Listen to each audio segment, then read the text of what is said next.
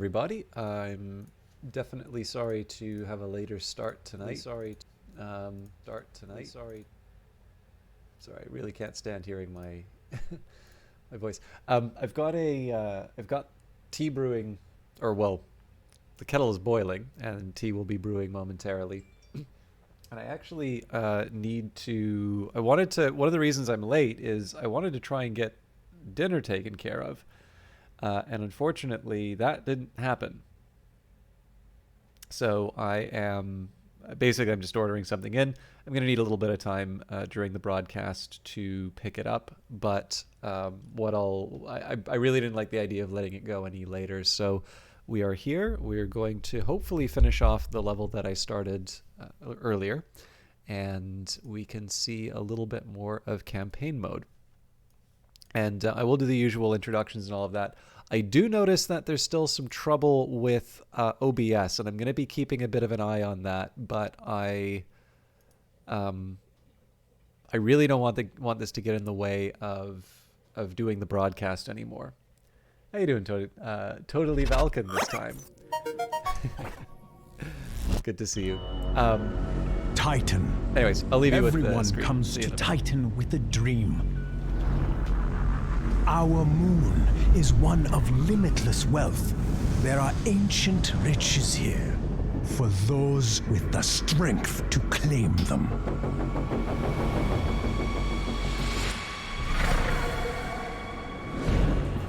But some dreams start smaller. A better life, more dignity, more comfort.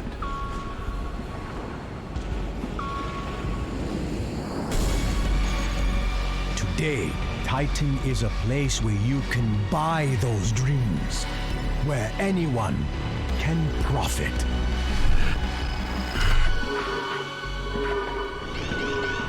But it isn't easy.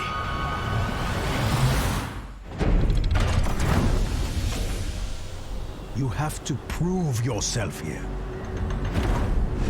Those who settle here take that risk.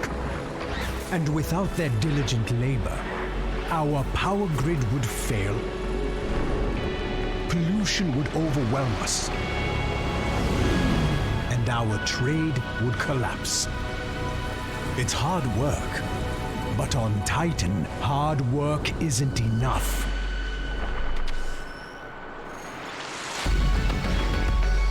The bold, the strong, those are the people Titan rewards. Those are the ones who see their dreams through. Exceptional people. Friends to the Council. That is why we're giving you this opportunity, Founder. We expect great things from you. Make sure you live up to our expectations. All right, I had to miss it first a little bit because, like I said, the tea was getting ready, but I really still like that introduction. But Totally Valken, it is great to see you. Thank you for being understanding. It looks like things are on their way, so I may have to get up and go a little bit earlier than expected, but we can at least introduce the game. So for those of you who may be coming in for the first time or otherwise seeing this, this is a game that Brace Yourself sent out to me for promotional purposes. I have been playing and enjoying this for a really long time. It had about a year in Epic. It's actually a little over a year, but basically it went through sort of the Epic exclusivity period. It's still in early access, but they are planning on releasing the game soon. I believe it may have actually originally been slated for the end of this year. But the thing is that unless you actually hear an official release date from a developer, it's not helpful to speculate on that stuff. And, you know, I suspect probably my feelings may be a little bit similar to Brace Yourselves on this, which is, you know, in one sense it would be amazing to see this game be developed forever because it's one that keeps generating lots of ideas. But on the other hand, you know, the time that you spend developing something is time that you're not spending developing on something else. And I think if we've learned anything, Brace Yourself has really good ideas for games. So in any case, the planned future update, what we've got on the roadmap right now is quality of life. So more quality of life, victory conditions, music, new map locations, tech web nodes, character interactions, and starting bonuses. And then presumably sometime in the new year, we will be... I mean, again, it's possible that they're planning a surprise Christmas release, but I would not bet on it, let's say. But I am looking forward to it. But as always, because there is this thing of value, and for me it is a thing of great value, it is worth just informing people ahead of time that I was given something to cover the game. And I hope that my enthusiasm still comes across as I continue to play it. So we are also going to be continuing. I've not touched the Codex in so long, and I really want to, but I am going to jump into the campaign just because I do also want to make some progress. But before the game comes out into 1.0, I will be sure to spend some quality time in the Codex, and we can talk about it. But we will at least read the Codex entries when we load. So using raw resources in their natural state is a waste of potential. With the Axley Collective's incredible processing technology, corporations can refine and purify resources to get the most out of them. Oh yes, that's right. I forgot what I labeled this save. Twitch, December 14th. LOL, have fun. Thanks. So, what are we up against? All right. These folks are repairing. This is about to repair, I imagine. The Jumping Raven, I suspect... I might use them to sort of distract the rebels from important targets. Ooh, that's hot. Sorry, I didn't have a spoon, so I tried to grab the tea right out of the cup. And I'm actually planning on putting this flaming liquid inside my mouth. You better believe it. But yeah, okay. So I need to get the ships repaired as quickly as I can. However, I do have the time that it takes the the ships to arrive. Now, why is this energy plant not on? I don't know, but let's do the call to arms for a start. Okay, so we are draining some battery at 25, but I think we have enough to be able to survive the assault. Maybe I'll turn on the energy plant just for safety.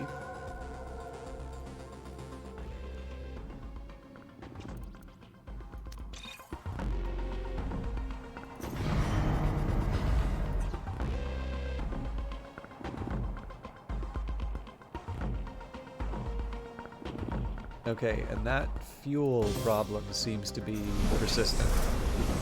Now this, I'll confess, I'm actually sort of struggling. Oh wait, no, I'm not struggling with it. It's because I haven't built the second one.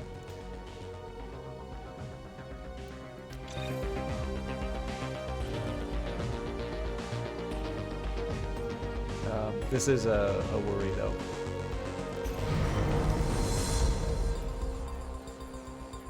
Okay, so I have my work cut out for me. Actually, there's one thing I can do to make life a little bit easier fuel-wise. This is really not a good long-term solution, but I need some fuel.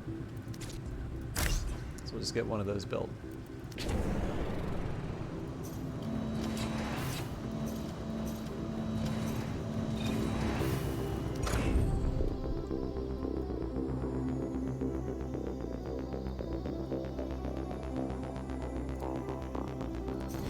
And the answer here is just let the ships repair for as long as possible, and if I need, the Jumping Raven is the one that will run interference. But it does take them a while to show up, so we're gonna just sort of hope that we have what it takes.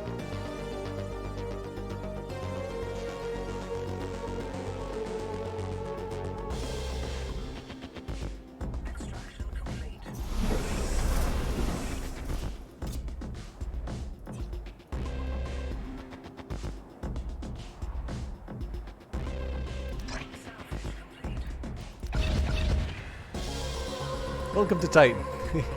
there's combat.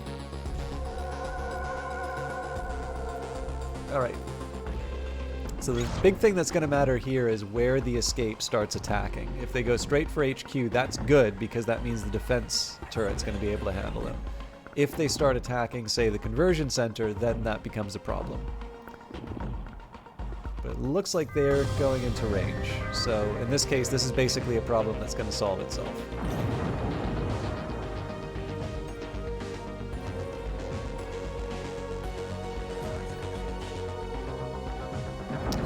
Back where we need to be on fuel, so that's nice. Alright, that's some serious firepower there, so we'll set up a repair. We're doing well for money, so I'm not too worried about that, but...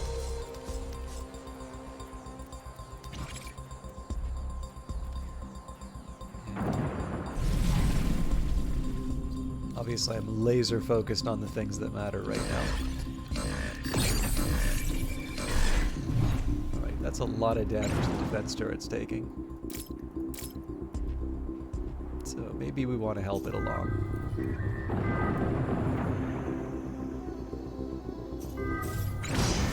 So the important thing to remember here is that I can't afford to take too much damage from... Ooh, actually, the amount of damage that this thing's going to do to me on one run.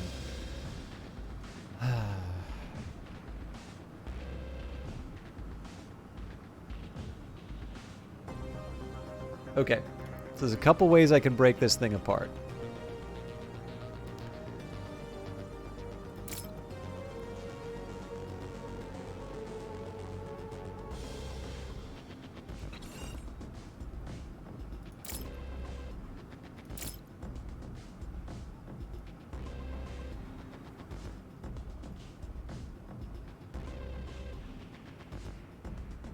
Not much we can do about this area, though.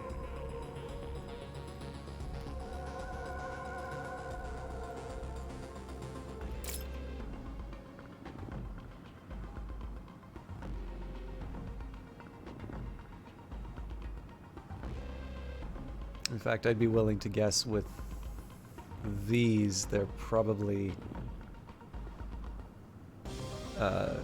these are still going to give the coverage that require the... or that the Gatling guns need.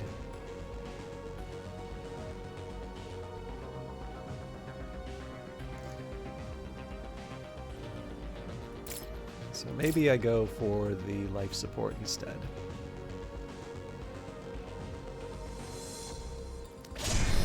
Now again, I want to be really careful in terms of the amount of damage this thing takes, because if the escape was able to do this much damage to the defense turret, this is not really going to be able to survive that much of an attack. In fact, I think I'm actually going to start moving away as a precaution. So we should still be able to fire on our exit, but... No. At the very least, I just need somebody to start repairing this thing. Alright, and we've got a ship back in the fight. So hopefully that bought us a little bit of time. Yeah, there's no way my ship was going to survive that. We do need to get the replacement in as soon as possible.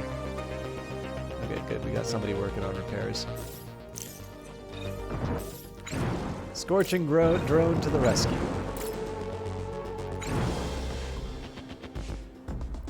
So this ship's going to start focusing on attack. Actually, maybe we'll double up the attacks. Okay, so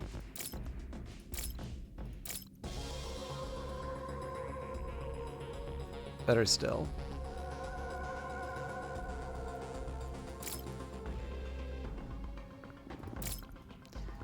Okay. So we're just acknowledging that there's going to be a certain amount that we get hit by. That thing's moving really slow. Which makes me think it's going to clobber me.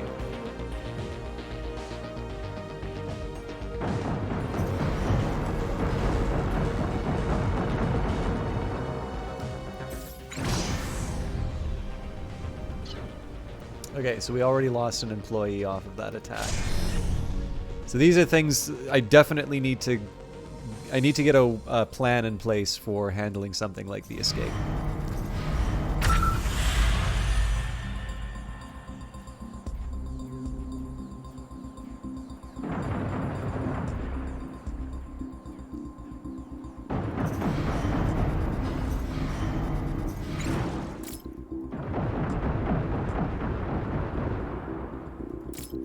We're going to take advantage of... Oh, looks like they're going after the storage facility, which can't take a lot of damage, so we're gonna get right in there. Okay, so same problem as before. They've got Gatling guns. Now, it does look like there's a little bit less... like, generally it looks like there's a bit less to worry about. Like, these seem smaller. So in this case, what I'm going to do, I'm just going to focus on the... I'm going to focus on the people on the guns. But before I do that, my food just arrived, so I am going to take a very small break. Sorry to do this early. But I will leave you with the combat music, and then we will be there to destroy the rebels. See you in a little bit.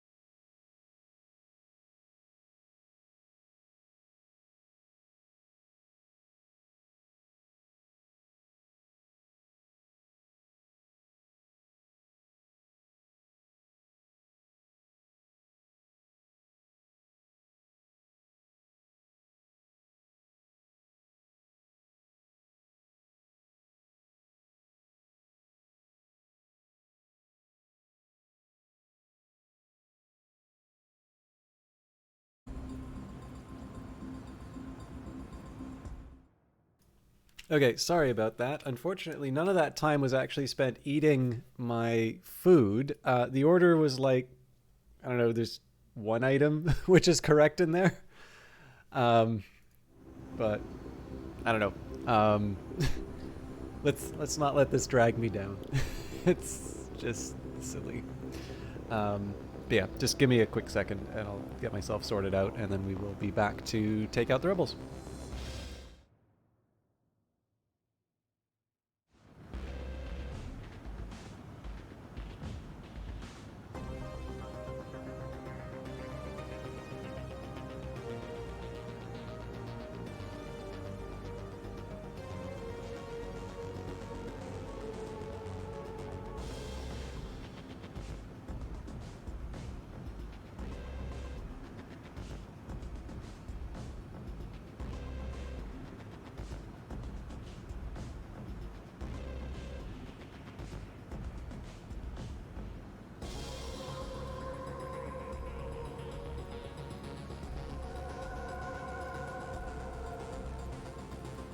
Okay, sorry about that. I might try and nibble on a few things while I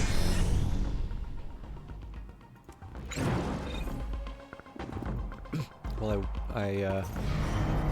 on the game.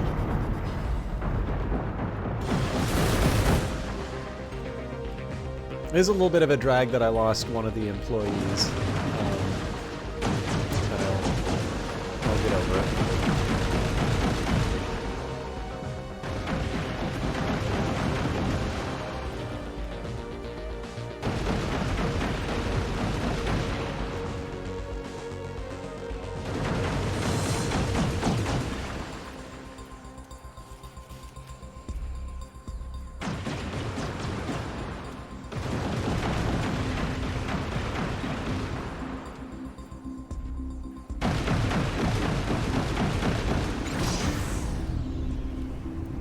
Okay, so that would be for each ship now has lost an employee. So what I'm going to do here, we're now going to set this up. Now that we can have more than one ship engaging, we got somebody working on the gunners. So maybe what we'll do here is we'll get them to take out the med bay.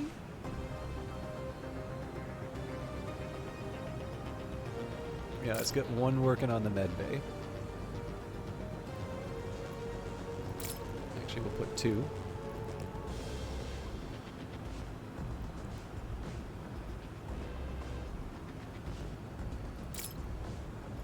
And then life support. Now, we may not actually be able to deliver that much damage because obviously there's a lot of repairs going on, but in this case here, I'm just going to let things sort themselves out, particularly because it lets me eat some dinner. Hey, Founder. I've been talking to Alexa, the Admiral, and she's been teaching me a lot. Managing power aboard an attack vessel in combat sounds completely wild. That's definitely something I want to do at some point. Yeah, I know it's dangerous, but I feel like to grow in my career, I gotta give it a shot. I gotta seize the opportunity. Besides, I know I can do a good job. I did a great job helping to start the city's power grid, and I had no experience. Anyway, I feel like I'm done being nervous about my capabilities. It's time to start assuming that I will succeed. That gives you strength, you know? Lion was telling me. You just assume you succeed, and it gives you a boost. This is why idiots succeed, he says. They're too dumb to know they'll fail.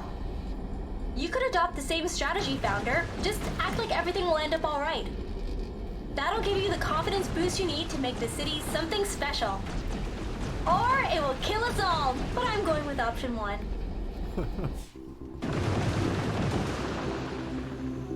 I forgot about that line.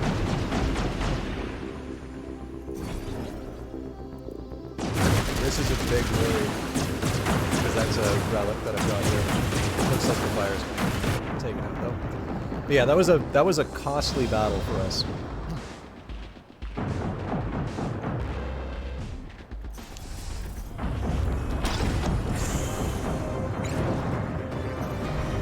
technically the battle's not over yet, but... Okay, so we'll turn off the I alarm. won't go down so easy next time, Council scum. You'd better prepare yourself.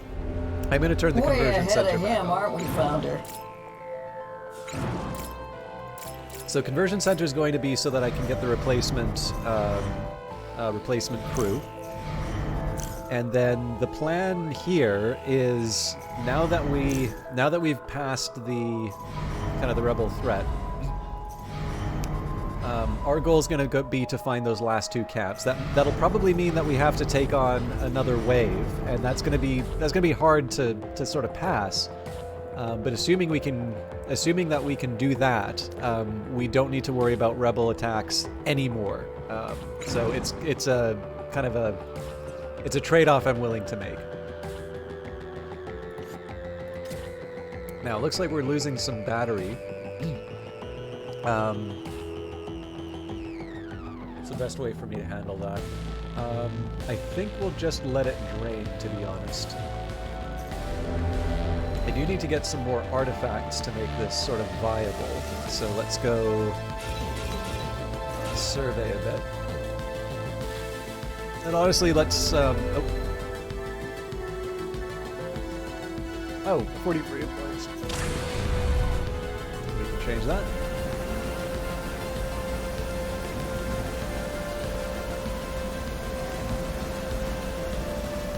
Interesting, it's not letting me assign more.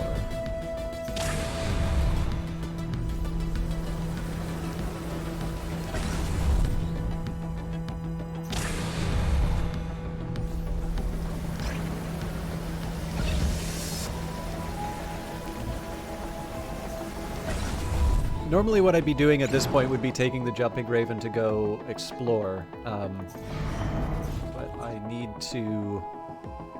I kind of need to make sure that my Enterprise is sort of in good shape before I go too far down that rabbit hole. Okay, assuming you're crewed up, we're gonna launch you. Yep. I also want to start building the 4th of these. Sorry, I'm gonna take a bite.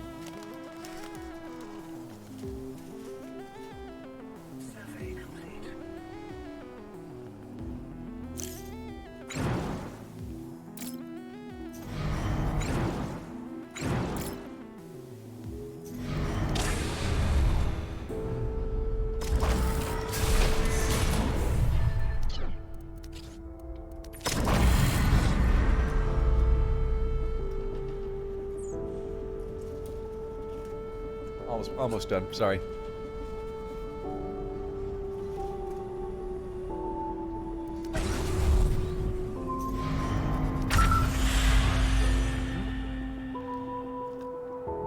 This one's going to be missing workers.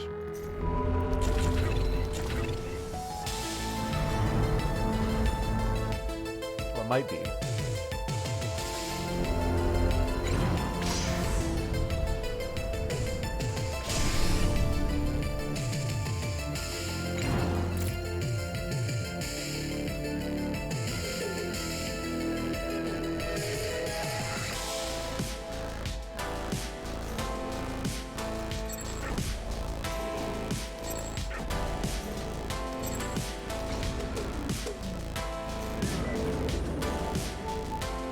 Okay, now one thing I want to try and do is, I want to try and,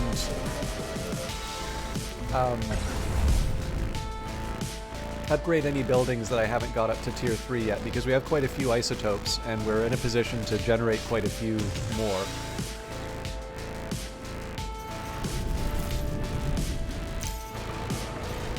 Okay, so all our residential and office are ready to go. We've got the transport hub. It's really just the storage at this point.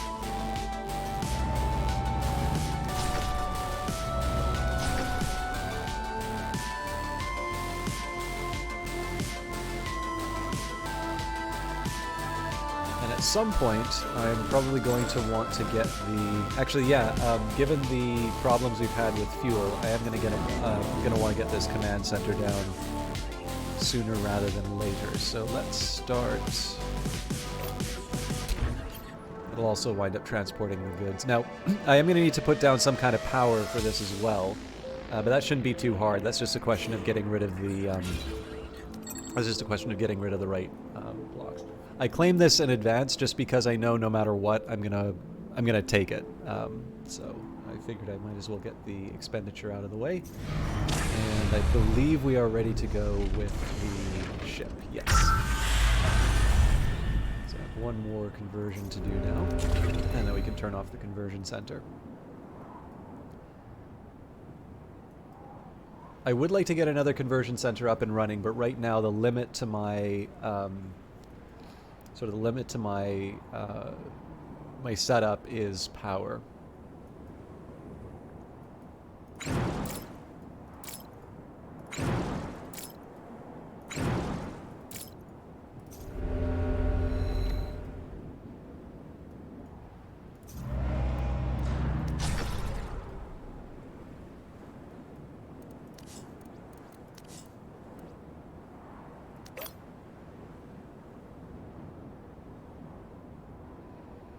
The hospital and the park are going to be a little tricky. I guess I can do hospital. Oh.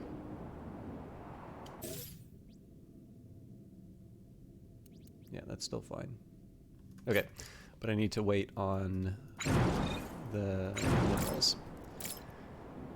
So, one unfortunate side effect of my... Oh, actually, I think I roughly remember. If I recall, there was sort of this trio of defense turrets that was causing us grief last time. It may be a good idea for me to find the second rebel base early, because if I spend too long looking for the second one, then... Oh, how you doing, Vanguard? If I spend too much time looking for the other, then I may have to deal with the wave that generates after infuriating the current one. Looks like we found the bad guys, so...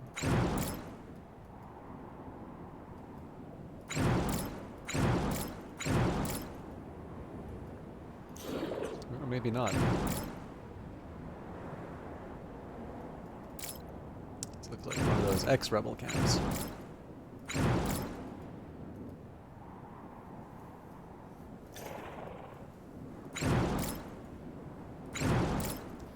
One of the things that's nice about the last few updates has been the... Alright, these have got to be right.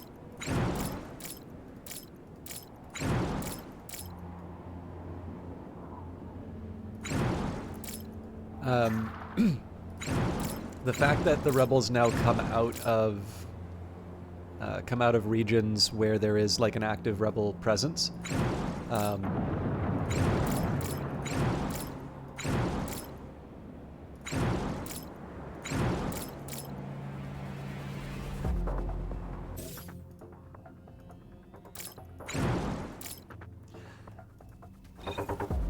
So the fact that the rebel ships kind of come out of these regions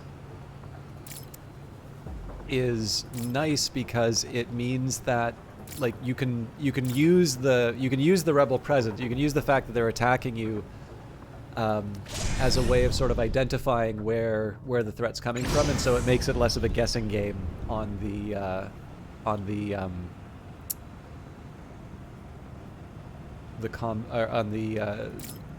like the hunting part. I seem to remember last time I tried to go without taking these out, it didn't help, so let's clear this. But then that doesn't let me take out the... Okay, let's silence those guns after all.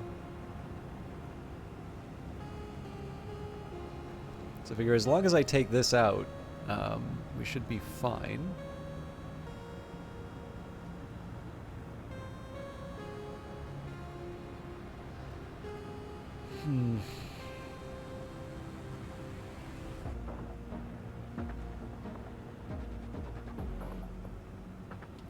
That's probably better if I do this.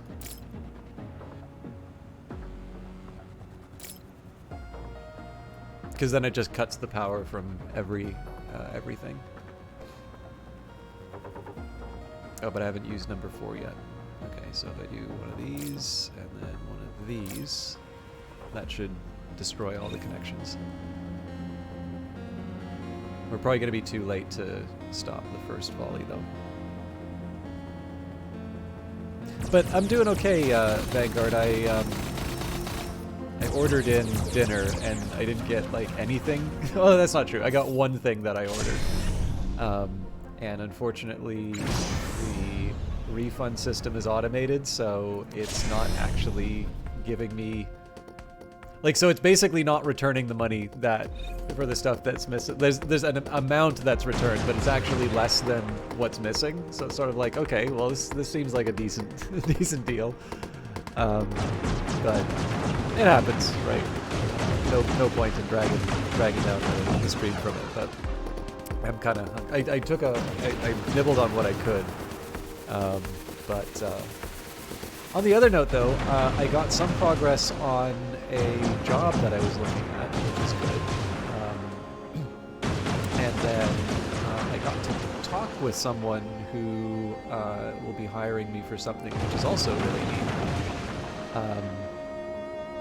And then also it was just nice to kind of catch up. I probably spent more effort catching up with them than like properly taking care of the task at hand, which makes me feel a little bad. The game, are you serious? Because this is very low compared to where it should be. Is it just the lasers, or is it the game, like, overall?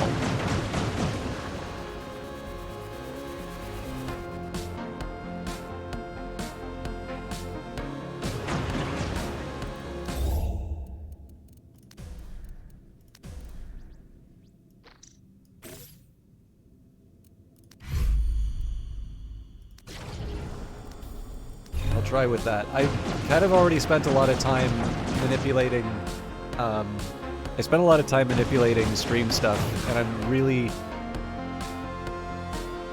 don't want to spend a lot of time worrying about this stuff anymore.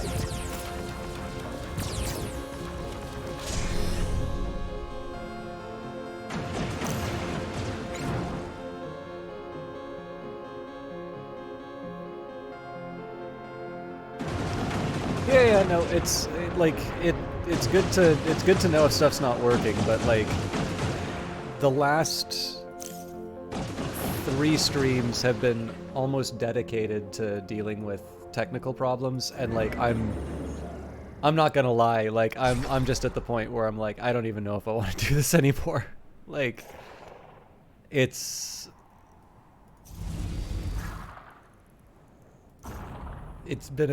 been a chore to deal with some of this stuff.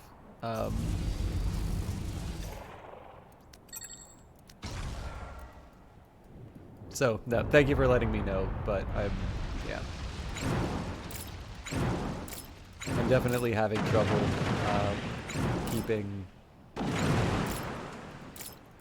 keeping the right attitude for streaming.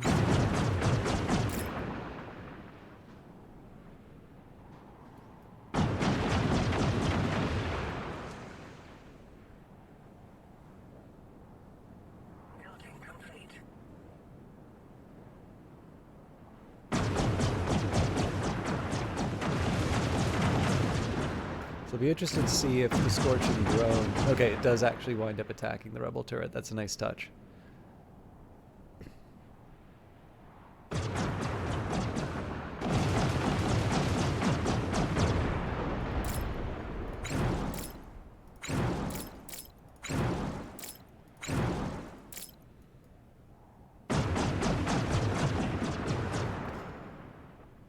So I don't think...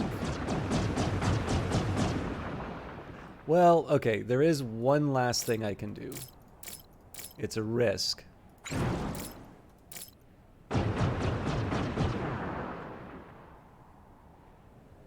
But... Okay, so we're gonna leave this alone. So the trick here is going to be to ignore any turrets for a start. We want to go straight to whatever HQ there is. And we want to knock down both HQs at the same time.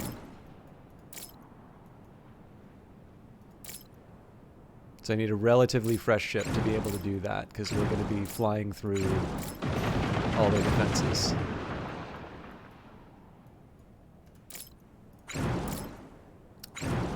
Okay, there it is.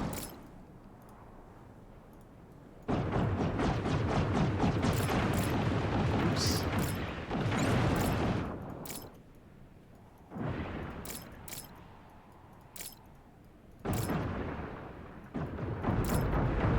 So we're still going to have to deal with the enemy ships at some point, but I want to see if I can get away with kind of a hit and run.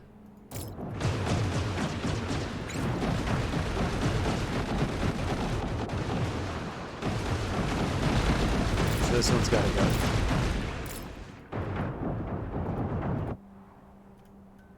Oh, are you kidding me? Get out of there.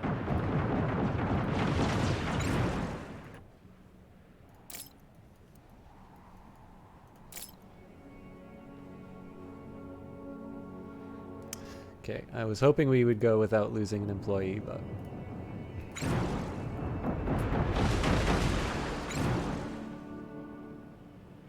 I'm a little surprised about the rebel threat level here. Okay, but now we need to vamoose.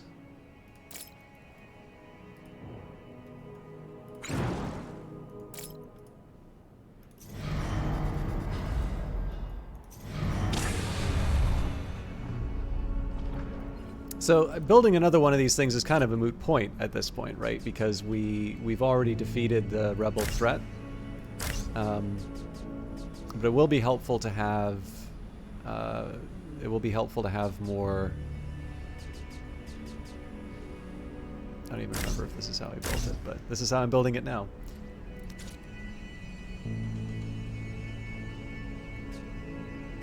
Yeah, this is definitely not how I built it.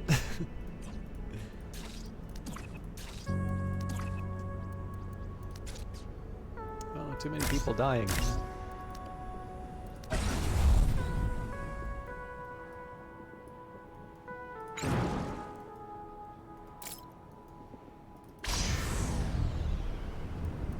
It's a ghost ship.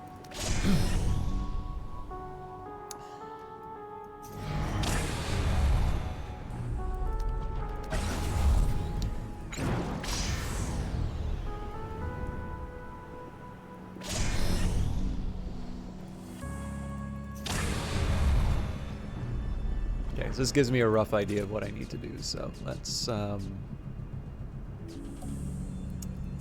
here.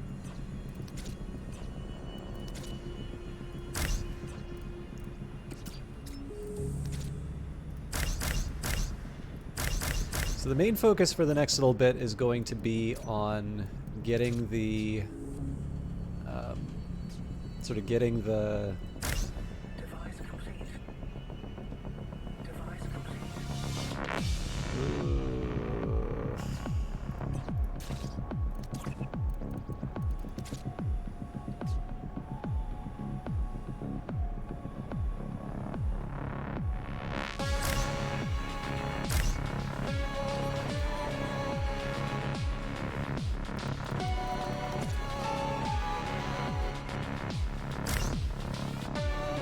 Sorry, I do want to clear out sort of any rebel areas, and I might as well just blow up some buildings as well. That makes my credits go up and makes me seem very smart. But really, I want to start getting some of the objectives in the bag, and then I'm trying to think of the right way to place this. I think this placement for the generator probably sabotaged me.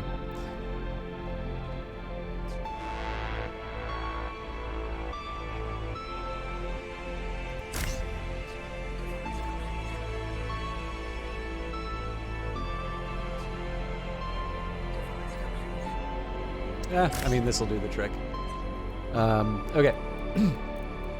So let's get a couple of life support stations down. You can actually probably just put them beside each other.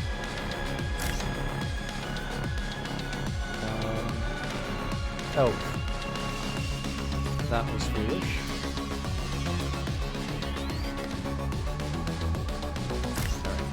Alright. Again, I don't need to put a ton of thought into this particular one.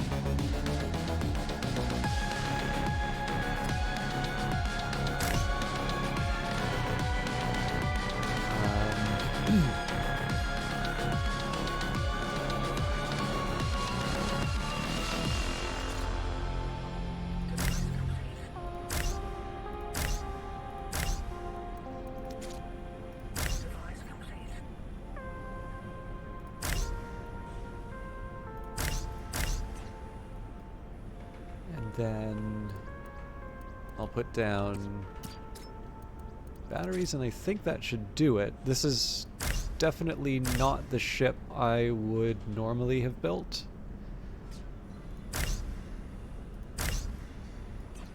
But I think this will still do the trick.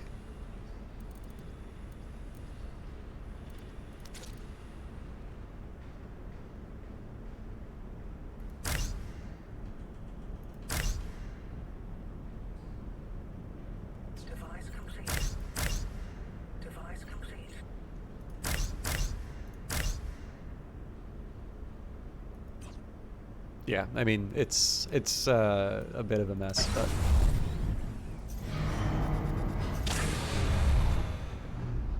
Alright, I haven't been getting the repairs done, so that's been some wasted time, but let's add the employees that we can.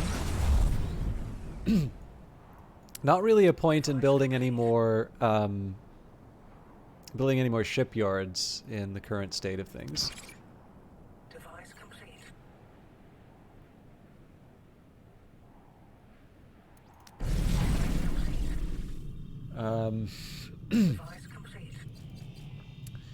Now I'm going to be putting some replacement employees in, so maybe now's not the time for me to be spending some artifacts. Oh, well, this is easy, because I've already got some research I can work with. Do I have replacements? Okay.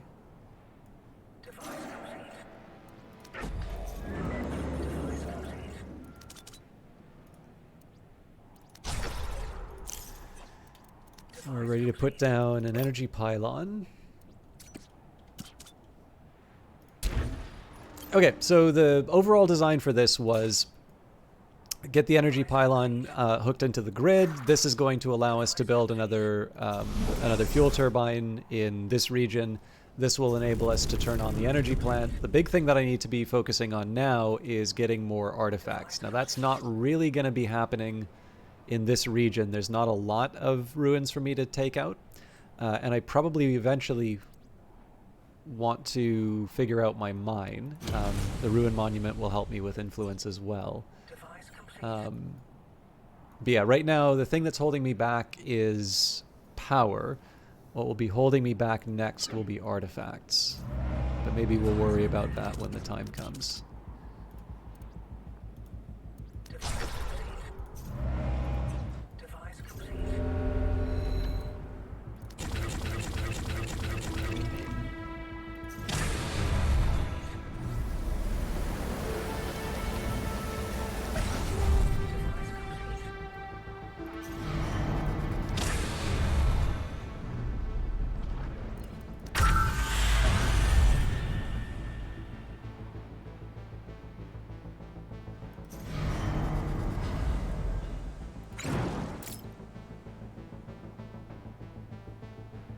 Paying attention to this one. I'm glad it survived.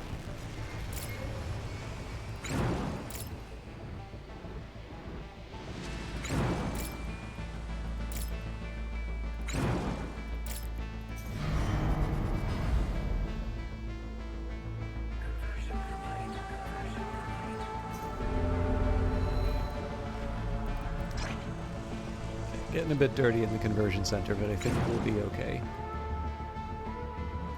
And I think it's time for me to be a madman and claim a bunch of tiles again.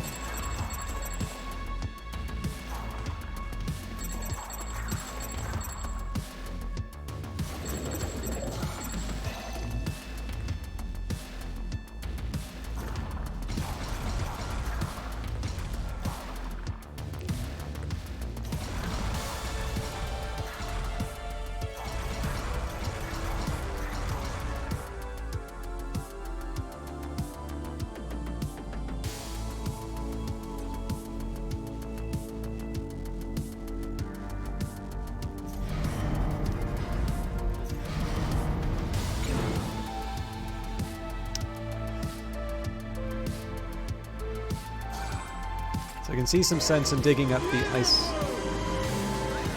Oh, Starbright Knight, thank you very much for the... I'm still wondering what the deal is with...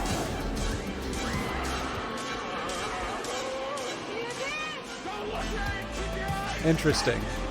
So this seems to be related to... This seems to be related to whether or not my focus is on OBS. I wonder if that's going to help me identify where the... Oh, and my apologies. That was not Starbright Knight. That's credit to Nexus General.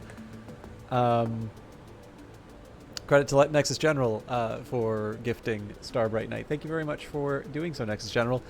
It seems that it's localized entirely to... Well, okay. There seems to be the stuttering problem, which has not gone away, though maybe less apparent for Industries of Titan. But it seems that when the subscription alert is going off, if I'm focused on OBS, then it'll run fine. But if I'm actually playing the game, it feels like OBS is not getting the attention. So I have a small hunch as to how that might be fixed. The problem is that I would need to reset my computer for that, so I'm going to avoid it. But either way, thank you very much for gifting the sub. Early Christmas present for Starbright Knight. And I don't know if you got to see Terra Invicta on Monday, but I did honor the promise. So I appreciate that twofold. Oop. Founder, I don't have anything to show you right now. You see, research is not a linear job. In waste, for instance, Mr. Skull can tell you exactly how much he has burnt in a day. Research is often more horizontal than vertical in progress. Then there's the fact that working quickly in waste might only result in the death of a few employees and possibly citizens who live in polluted areas. But making a mistake in our research could set us back for months. Most people can be replaced, but the work of my brilliant mind and several assistants cannot be reproduced. So, think about your priorities and who you feel comfortable rushing. Will that be all, Founder?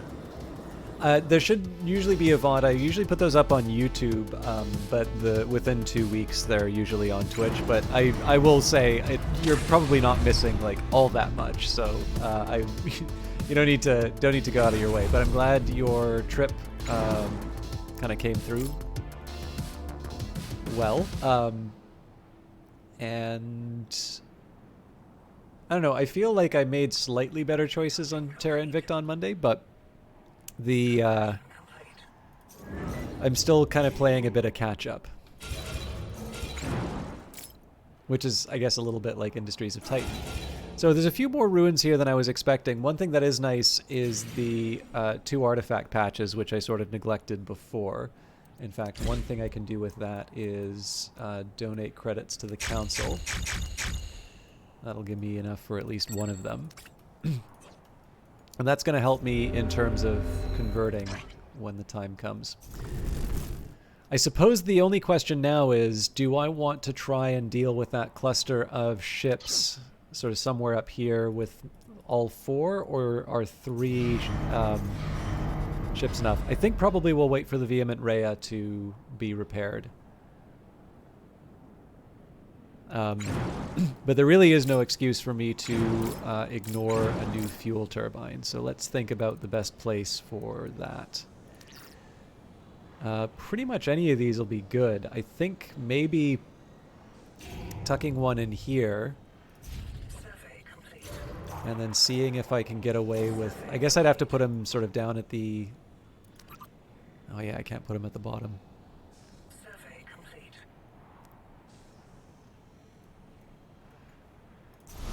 So it's 1, 2 in each direction. So if I do 1, 2...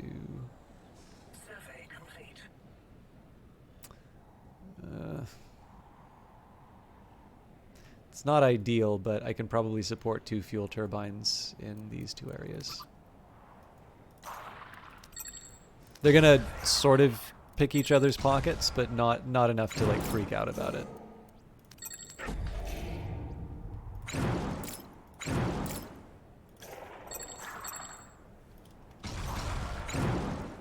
Actually, they should probably be drinking up the Zethane while they still can. Okay. So, we're still okay for batteries. I am going to turn off the med bay on the ships for a little while, assuming I built the med bay. Did I forget it on one of them? I did.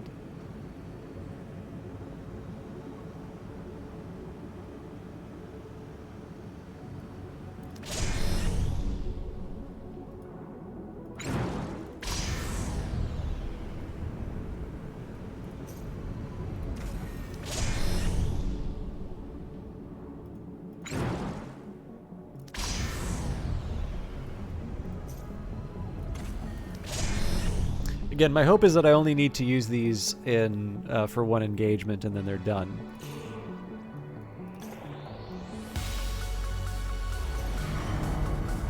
And at this point, we might as well wait for the Vehement Rhea. So, in the meantime, we'll keep earning money with our offices and residential areas.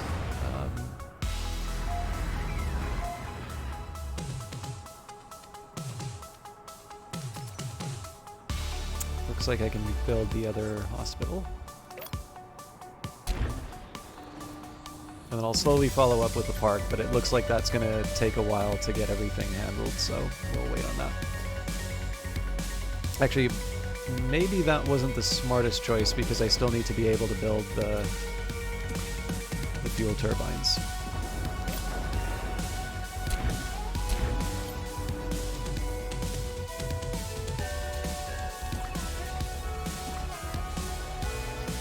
Fuel turbine only needs 2 isotopes, so this is a slight... What? Oh, I don't have any tier 2 left. Alright, as you were.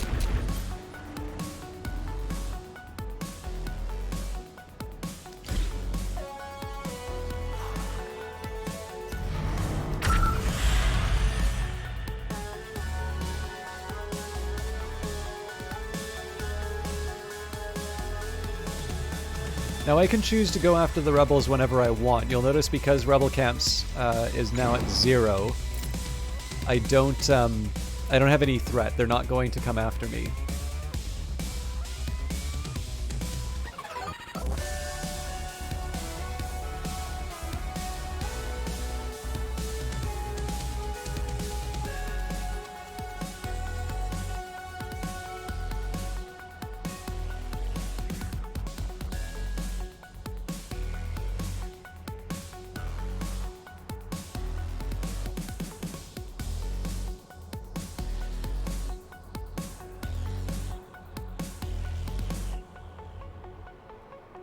So now I'm getting hit by something that's getting in the way of drop frames. I'm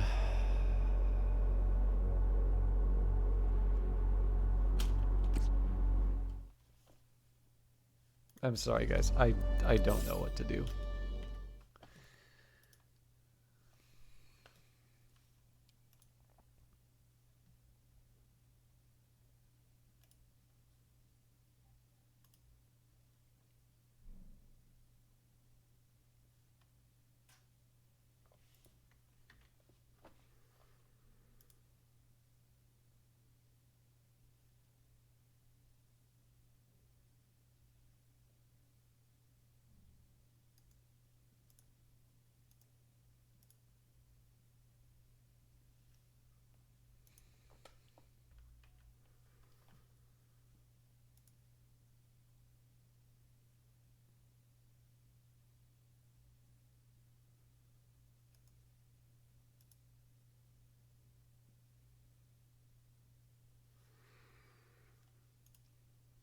I've closed everything I can. I don't know what else to say.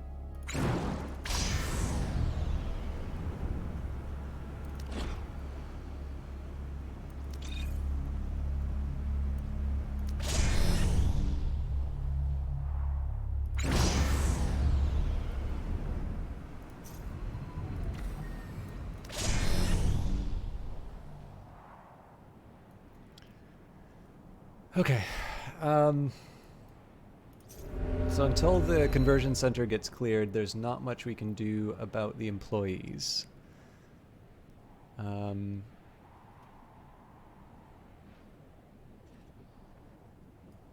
turn off the shipyards for now to deal with the battery drain.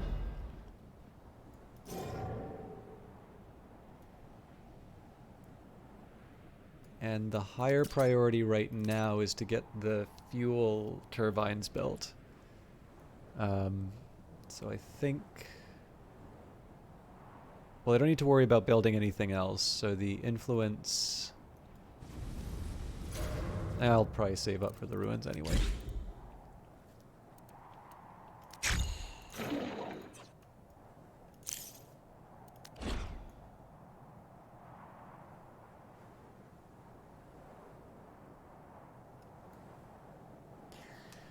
So the big challenge right now is just the fact that we're not, even with the extra turbine working in HQ, I might as well dismantle this at this point because it's not, well, okay, apparently it was contributing something.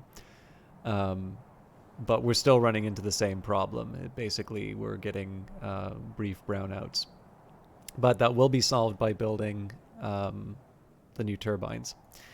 Now, one problem I have, and maybe to preserve the quality of the node, I'm actually going to turn off this building. And it's not that we don't need the tier 1 isotopes. It's just, I feel like at this point, we should have somebody on moving the isotopes over extracting new ones. That would also be true for the mineral node. So at this point, I think we're going to get people... Actually, let's just get dedicated people to all of those tasks. We also have 16 unassigned, so that should sort itself out eventually. We will need one person in the fuel turbine, so we can work on that.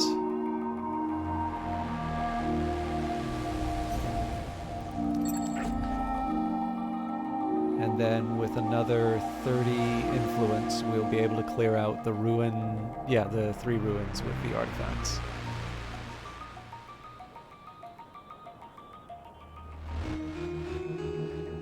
Okay, so we could be in better shape, but not. Also, it occurred to me I should maybe just turn off the... Or, no, actually, because even though they don't have the doctor, they're still getting surplus of power. So I think what I'm going to do, once the fuel turbine's done, I'll send the ships out to clear out the... I'll send the ships to clear out the remaining rebel ships. The next thing that I want to do is start focusing on corporate goals again. So, the fuel mule's not that hard to do, so I don't need to double this up. I could actually satisfy the achievement by building 2 single ones. But as it is, I'm going to be building 2 more anyway, so I'm not that fussed about it. It's really just a question in terms of how quickly I can get the minerals that I need. Oops.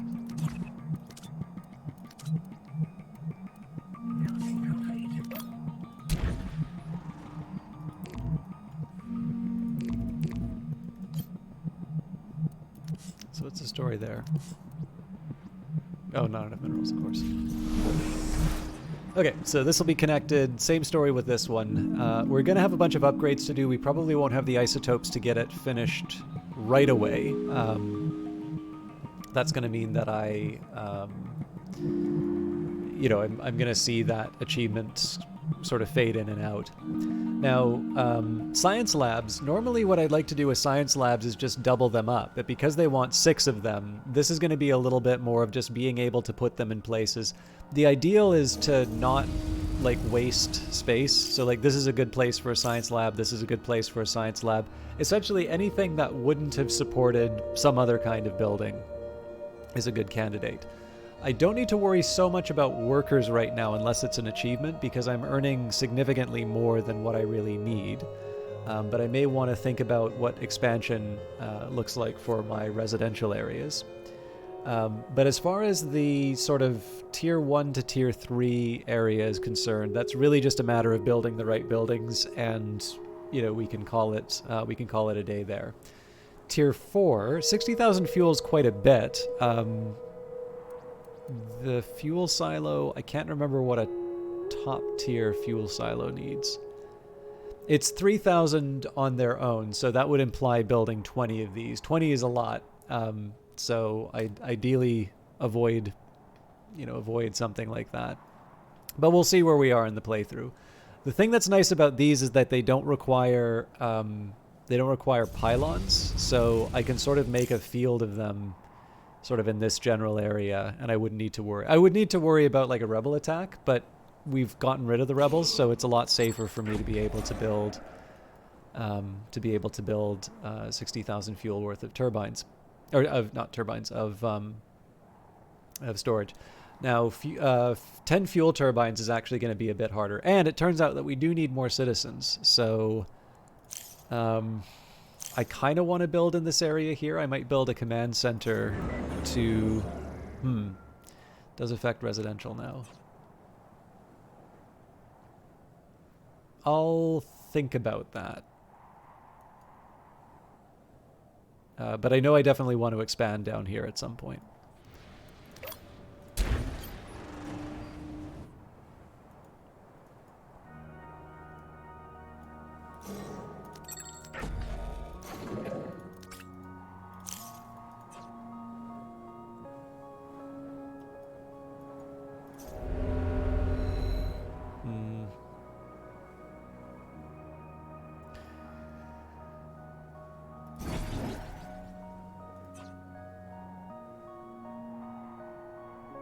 Okay, so this is already a good start. I'll get it upgraded right away. It's, you know, it's not a bad idea to just get that expenditure, get the any of the trouble out of the way first. Let's donate some money to the council so I can afford the immigrants.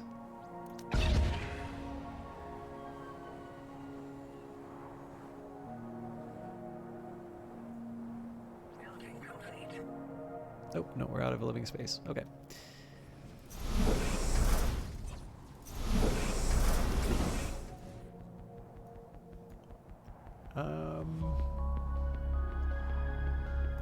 So now we can turn this plant back on, which in turn will mean we can turn the shipyards back on. I don't need the shipyards back on, but you know, it's nice to have. Okay. So this thing's already up to its top tier.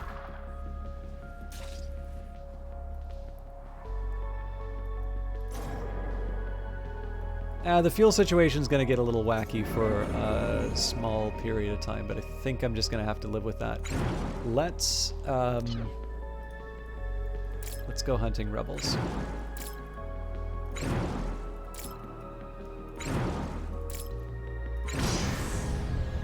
And obviously we turn the medical pod back on. They're not fully charged on their batteries, which isn't great. But oh, I didn't even.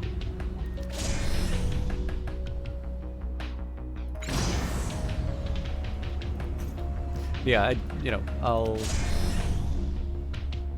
kind of just have to risk it. There's a more efficient way for me to charge these batteries by turning off the guns, and I probably should have done that. But it does... The one thing I do notice, it is a little cumbersome to manage a lot of ships all in one go. So it's a bit of a double-edged sword when you have sort of the multiple ship combat feature. In one sense, it's really nice to be able to have sort of extra ships running around doing their thing. But it does come at the expense that if you want to try and bring some massive armada, you are spending quite a bit of time just sort of herding them and all. And there, I don't think, is a way of doing like multiple selections. Yeah, so I was holding down shift and doing those, which is fair enough. I actually think that I'm not sure if that's just an artifact from how the game was developed, or if this may be a specific choice on the designer's part, because I do remember Andy Wynn was responsible for... Let's queue everybody up so that we can properly handle this.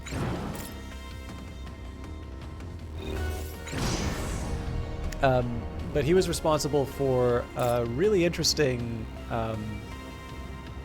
indie RTS called Tooth and Tail, and it was like you would control one sort of main commander unit. I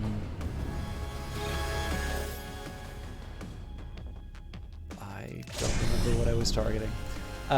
And basically everything would sort of be surrounded around you. So, in this case, it's an interesting take on that, because when you think of an RTS, you normally think of wanting to sort of control lots of units. And part of the reason why it can be very off-putting to play an RTS sometimes is the amount of attention that you sort of need to pay to get anything, effective done.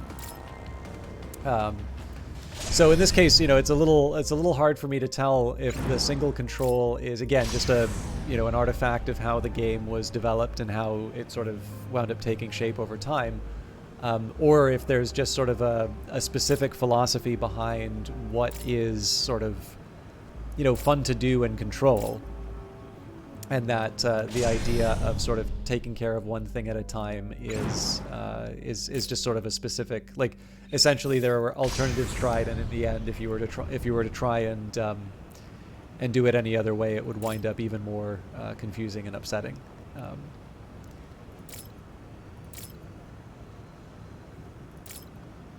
So this isn't great.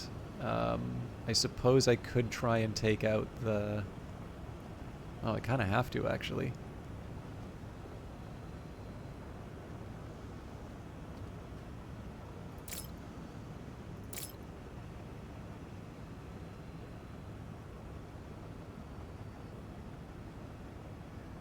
These things still may wind up with enough power, even with two ships going after them. But let's see. Let's see how it goes.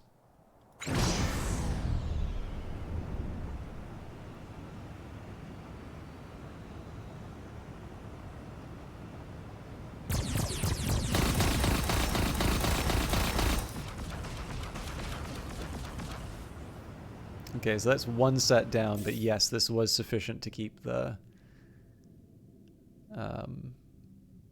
guns going. So let's see if that shift can help. This one, it's kind of game over. So maybe what I do instead, we'll redirect this to the escape.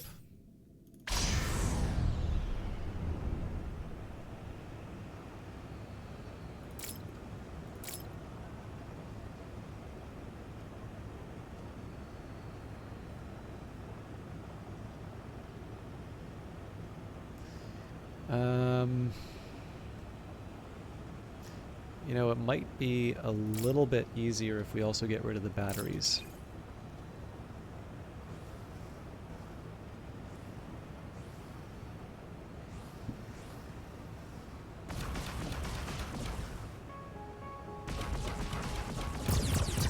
It's like, obviously, it is very nerve-wracking to think that you have to have 3 ships dedicated to taking out one of the rebels. But the good news is that we don't take any damage when fighting these ships now. So we can spend a little bit of time focusing on my Enterprise.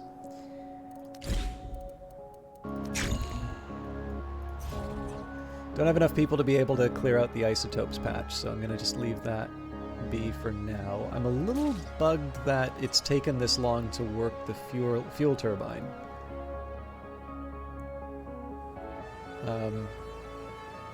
But I'm gonna have to... Oh.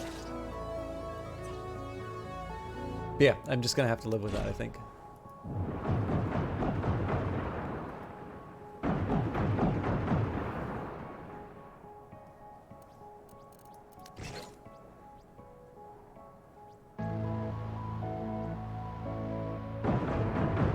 So this is probably because of waste. Yes. And I'm guessing this is an employee problem.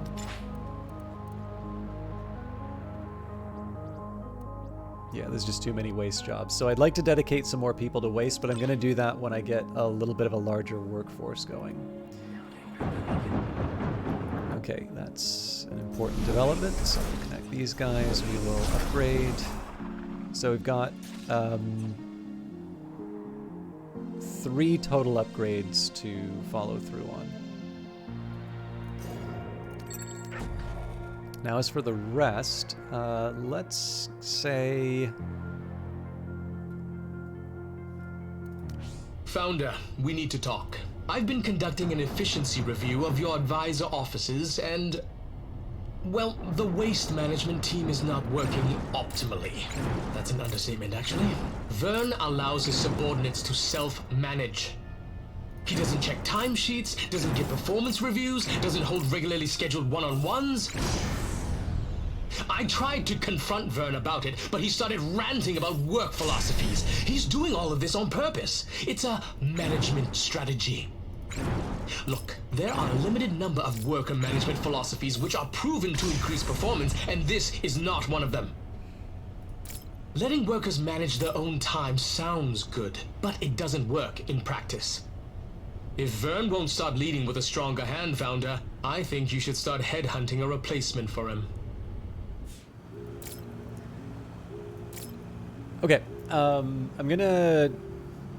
well, we can be slightly more efficient with this. Basically just annihilate the weapon. But that also means I only need one ship for taking that on. Is it the Freedom 1K that it's after? No, that's the Unity. Okay.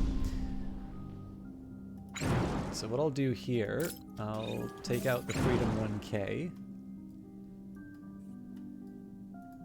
I'm also going to work on the turret. So I don't necessarily like being this spread out. Oof, that's...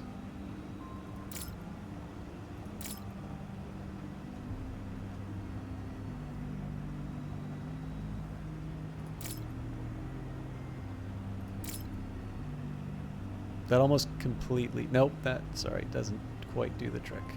That will, though. So the worry here was just the batteries, but after this will take out all of their power.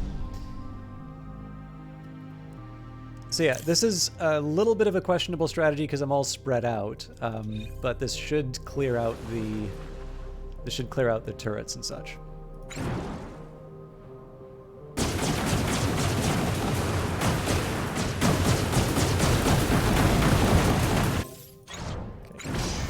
Clearly somebody wasn't working with Freedom 1K.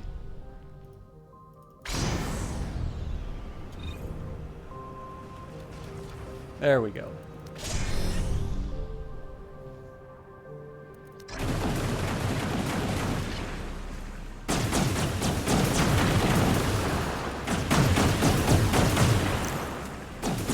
Oh, weird. The Rebel... oh, that's Rebel Camp, not HP.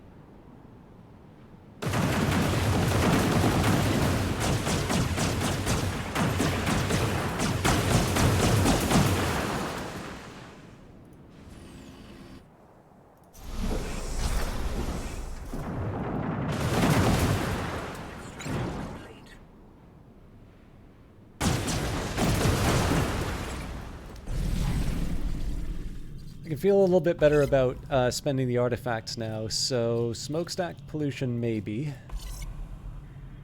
Science lab power requirement will be generally okay. Okay, let's clear out what I've already got though.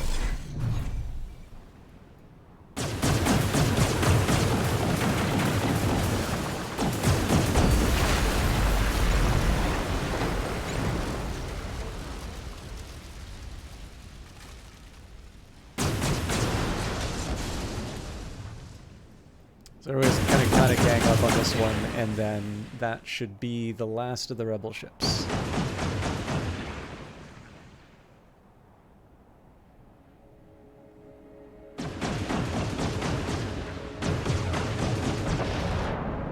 I was not 100% sure that this is secure yet, so what I'm going to do is I'm going to take the Vehement Rhea. I'm actually going to send that back to be repaired. The other ones I feel okay leaving around for a little bit.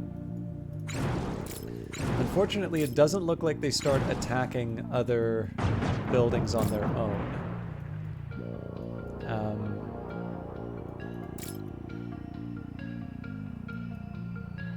Yeah, the idea here is basically just to kind of clear out whatever I can of the rebels.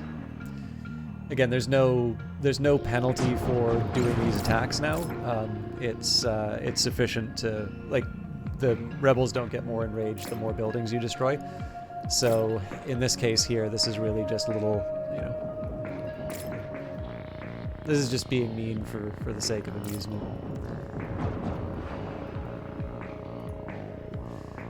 Okay, in the meantime, we've got a fully operational fuel turbine. We'll get another one up before too long. In fact, it may be an idea for me to think about building another energy plant, but let's get that hospital down first.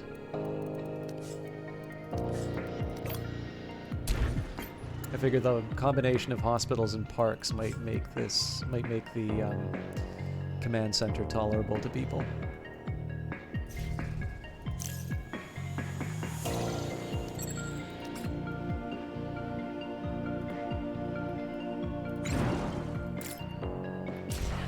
Yeah, so it seems like I have to sort of do my own work as far as clearing out rebel camps are concerned. So probably not going to pick each individual. Well, maybe I will. Like, kind of depends what I want to do at the time.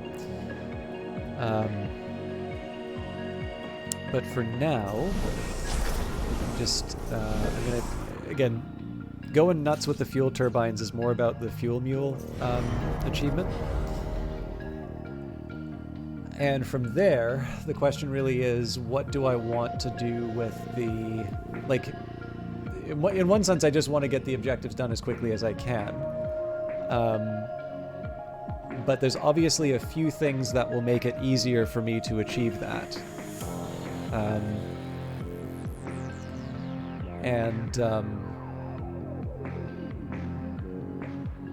Yeah, like, I'm not sure what to say, Nexus General. Like, I've been trying very, very hard to get the stream working over multiple sessions, and this is a brand new thing that's happening right now. Like, I can see it. 1.2% of frames have been dropped. You know, I've closed everything to see whether or not there's a download going on in the background. Like, right now it should be fine. Other than, like, occasionally there might be a lag between how the game is running and what OBS is recording, but it should be uploading at 6000K, that's what I'm seeing, and it's just... Yeah, I don't know. All I know is it's definitely not making me want to keep streaming.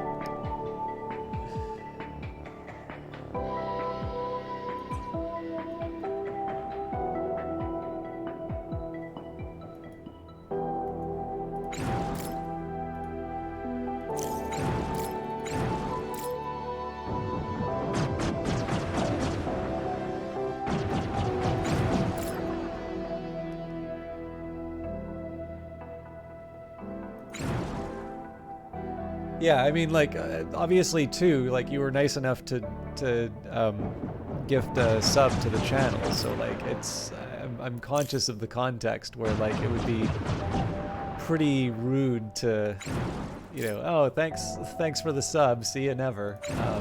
But just yeah, there's just something about working and like I've been working on this off cast time too, and there's just something about like putting all that time into something that's just might as well have, you know, not been anything, and it's just, yeah, it is not the easiest thing to take today particularly, so sorry for being gloomy, but that's kind of the context.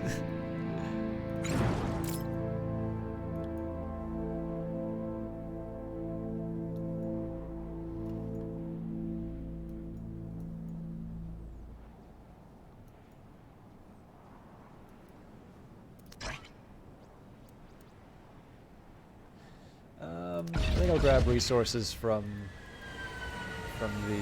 the sky.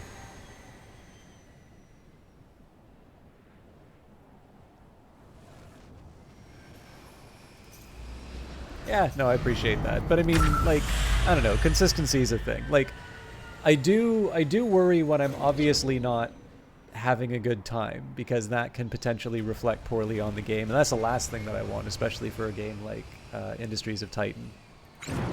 And the thing is that even if I were to wrap up, you know, tonight now, like essentially do just a half cast, the problem with that is I'm no closer to a solution to the underlying problem, which is, for whatever reason. So I do have one hunch, but that requires me to reset the computer, and I already spent some time on a stream, like turning things off, turning them on. And I mean, for context too, like there are some people who quite literally the only thing that they contribute is to come in and say something's not working, and I mean, for all I know, they just leave as soon as they say that. So like especially when you're trying to fix stuff and you're getting that, like that's a really easy way to sort of turn me off the Enterprise. But yeah, in this particular case here, just like I'm hoping that there are enough people that get, you know, a consistent stream, even under less than ideal circumstances, is better than, you know, than just like not doing the broadcast. Because unfortunately, the side effect of not doing a broadcast is like if you skip a day, the next day that you want to skip is that much easier. And then all of a sudden you sort of wake up and it's been a few weeks since you've streamed. And at that point you kind of... I just happen to know a couple people who are basically at that point with streaming where they're not really seeing the value, and I mean, my answer to them is pretty honest. It's like, you know, you shouldn't keep going if you don't have fun with it. But the thing is that the part that makes it hard is that if you're having a bad day, that's not a statement in terms of broadcasting in general. If you're having a lot of trouble seeing where the value in casting is on a regular basis, the thing that works in Twitch's favor, and I think this is maybe not explicitly part of the business model, but it is definitely why they are a lot more comfortable with a steady stream of content being produced, is the fact that basically if you decide to take a break, there is actually the very real consequence that people will stop watching. If you're gone long enough, then people aren't going to stay. And I actually think that's very healthy for people to do. Like, the fact of the matter is there are better things to do with life than streaming. It shouldn't be an all-consuming thing. But I think that fear of not quite deciding whether or not you're fully done with it is something that sometimes leads people to stay in this longer than they necessarily would want to. And I mean, again, like, I think if there's one thing we've learned from the experience of Mixer and Facebook gaming is that Twitch does not need to worry about whether or not content creators leave the platform. There's always going to be something to take its place. And essentially, I think the lesson of Mixer was that there really isn't any leverage anymore as far as individual people. Hey, Romar. Yeah, I mean, it's a habit thing, right? Like this is, so there is again, I don't want to be just like self-pitying the whole time, right? There is actually, and again, I do apologize, like we are getting closer and closer to like a full release of Industries of Titan, so I do want to do more content which people can sort of find as useful as a proto tutorial. Maybe we'll hope for the next level that we work on.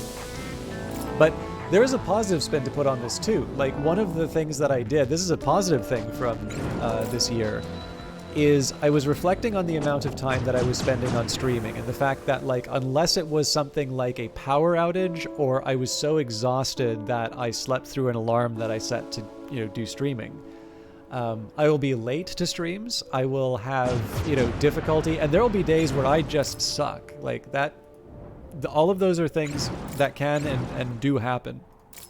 But when it comes to broadcasting, as far as like voluntary time off, I think I'm at a couple years now, in terms of just kind of delivering on getting the broadcast. So that realization was something that sort of made me reflect a bit and on like writing. And I really like writing. It's, the one thing about streaming I tend to notice is that having done the Steam streams and see, a few thousand people watching and enjoying, and like having a very clear metric about my ability to sort of deliver and carry a large broadcast, I don't brood too much on it, but every once in a while I can sometimes get a little frustrated with not necessarily having that level of reach on Twitch. There is a kind of a converse side of that, which is the one of my favorite insults as a broadcaster or as a YouTuber is when somebody's like, "Oh, if you were good, you'd be bigger," because I also know, the value that I bring. It's one of those ones where I am at least accomplished enough in other things that I don't have a lot of my identity wrapped up in the streamer thing. So it's sort of like if somebody made fun of my shirt in the on the street, like I would be annoyed. I think when someone is openly disrespectful to you, like there's just a natural annoyance that comes out of that. But it's also kind of nice when you get those sorts of insults because you know that person is just so miscalculated who you are and what what your sense of self is. I had no idea you worked with Mixer. My apology. Like probably I sounded very dismissive in terms of it. I can't remember if it was Mixer or another one of the other platforms, but one of the things that was really attractive, I actually almost went to another platform when they were first developing, because I'd actually gotten a ban for reading a history book on stream. And I think I'd sent off, and I should look for that email so I know the name of the platform. But they were very much like, yeah, this, we encourage people to do, make what they can of the platform. We would not have a problem with you doing that. But then, I kind of read the fine print on some of the Twitch stuff. And actually, I guess that would have been before affiliate. Anyways, there was something that prevented me from hopping over, and I never followed up on that, unfortunately. But yeah, I think...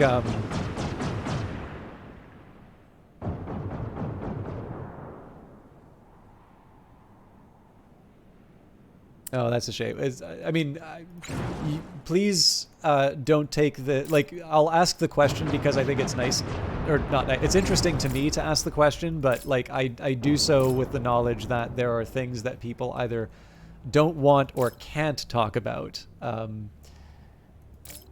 As I've moved into my professional career, I've learned there's the two types of jobs. It's like, number one, there are the jobs where it's a good idea just to keep your mouth shut. But then I've also learned the other ones where, just because someone has said, something very dull or something very uninteresting, that may be because their job requires them to say such a thing. So with that in mind, like I never asked this stuff in the sense of a demand. But when you say the corporate foolishness, was this like following, because my understanding is they were acquired by Microsoft. So was this a Microsoft level thing, or was this just sort of the original sin that, eventually led to the downfall? Because I've heard both ways as far as Microsoft. Jordan Weissman, the founder of FASA, I believe went so far as to say that Microsoft's corporate culture almost killed Bungie. So I think that's probably about as damning a critique as you can get of a company. But I also know a couple of people who just have nothing but good things to say. So it's always kind of interesting to hear.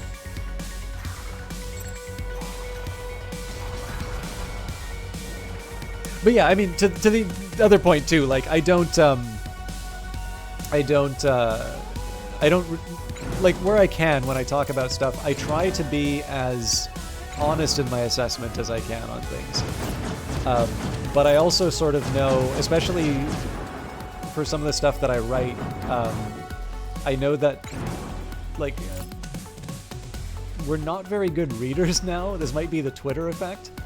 And so, a little bit like how I say I don't like the fact that Cyberpunk 2077 is a byword for failure, because by pretty much any reasonable measure, that was quite a successful game that a very large number of people seem to enjoy, which of course does not mean that there weren't problems with the game. It just means that those problems are overstated. I'm assuming people who have worked on things that have not been successful probably don't always, may not appreciate an oversimplification of things that they have firsthand knowledge of. So it's more sort of the, recognizing I don't have skin in the game on a lot of these things, and it's easy to have opinions. So I figure at the very least I can just acknowledge those facts.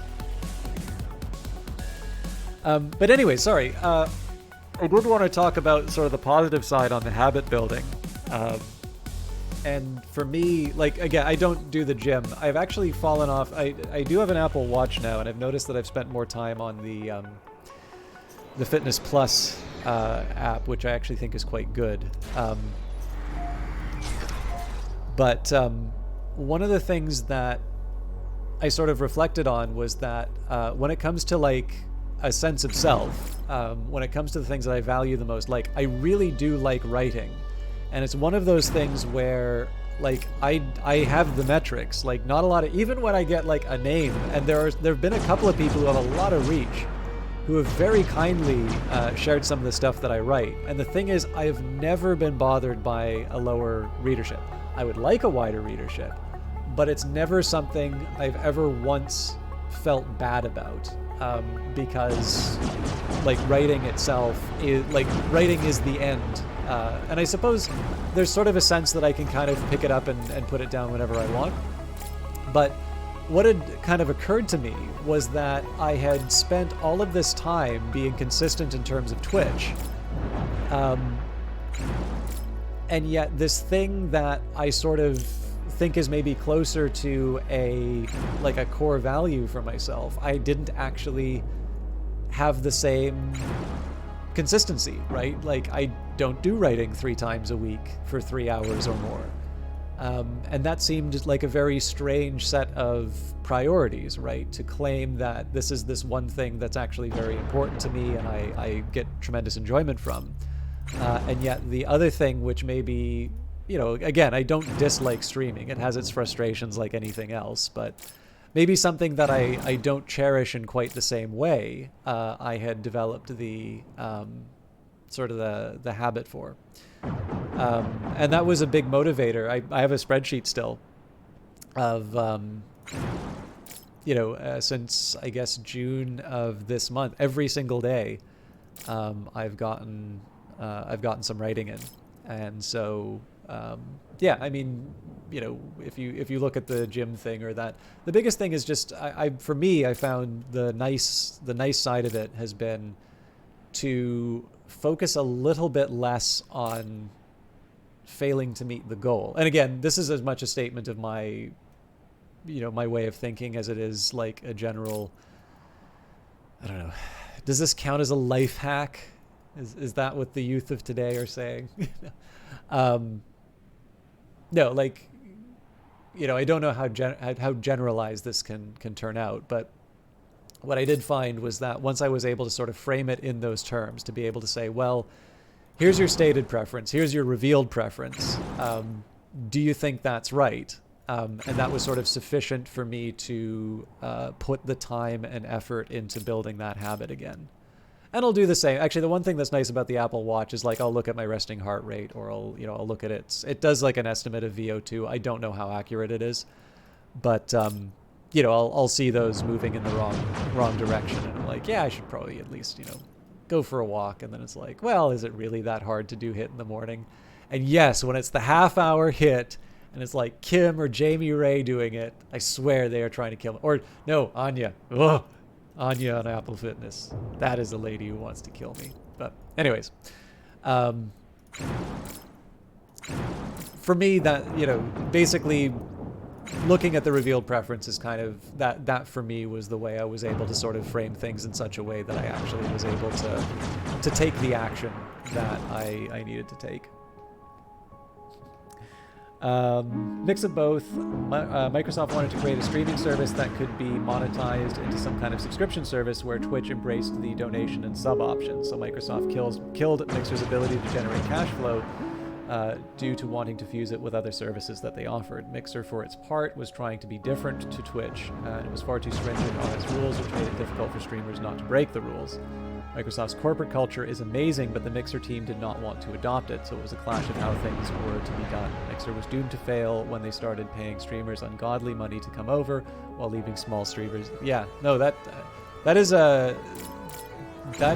tells me a lot. Because the thing is that, like, obviously I write the stuff on gaming, but I have the benefit of at least enough writing on it and enough people sort of talking about the business. And then, like, I do know a couple of people who do it, but I can't, like, it's not like I sit down and interview them all the time. But, like, I feel like at least the stuff that I know aligns well enough with sort of the things that people are going to be experiencing on the ground. Like, I feel like I'm able to sort of bridge that gap a little bit better to to arrive at something approximating the truth. But the streaming side, because it is just sort of two entities, and again, like, a lot of people have opinions on this, and, like, more importantly too, I think I also have just a direct, like, for me, if I want to test something, like, if there's a hypothesis, like, in theory, I could actually sit down and work on that and see for myself. Getting a bit of an inside look at how the streaming wars go, that's something that's a little bit harder for me to draw inferences from, just because it's not talked about as much. So it's kind of interesting to hear your perspectives on this.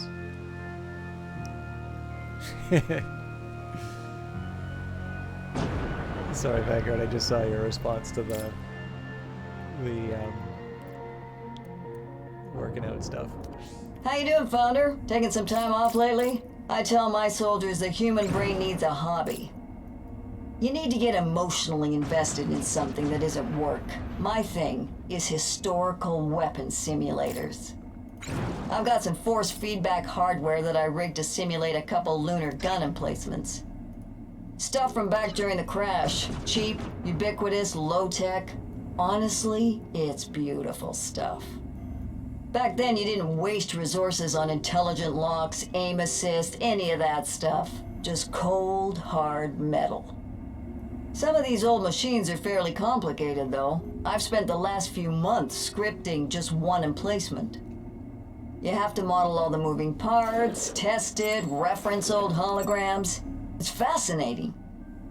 I keep trying to get the defense staff interested in this stuff, but most of them are employees, and employees don't do hobbies.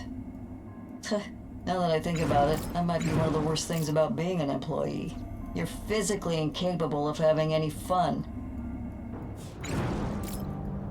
So Alexa's dialogue tree here, or not tree, sorry, that's a different concept, but like the path that Alexa's story goes through, this is one thing that really interested me because Vern I always sort of thought was in the background like one of the good guys, and maybe he is, but he definitely has some shady stuff the more you go down that path. But Alexa actually winds up being very empathetic in a couple of cases, which, you know, again, just because you're an admiral doesn't mean that you don't feel, but it's maybe not the first thing you would have expected. And I think it's just because she didn't really have a whole lot to talk about in the earlier versions of the game. But I actually think what she says about the employees later winds up being one of the more interesting, bits of, I don't know, lore, for lack of a better term. There is, yeah, I'm sorry to be a broken record on this stuff for Industries of Titan, but I will say that I think, you know, it's a really good strategy city builder. I'm obviously in a little bit of a lull right now just because I've been kind of following a few little side goals. I want to flatten the rebels, and it's actually one of the only times I've been able to completely demolish rebel cities.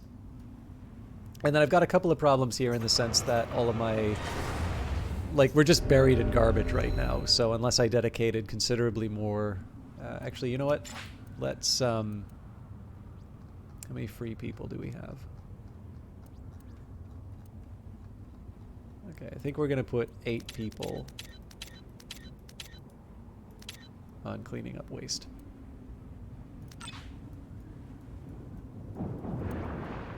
Kind of got to get that under control. But yeah, you don't really think of SimCity's story. You don't think about, for games like this, you don't feel it just doesn't feel like you have to have a setting or anything like that. They're maybe nice to have, but they're not required. But one of the things that's kind of neat about Industries of Titan is you don't have the,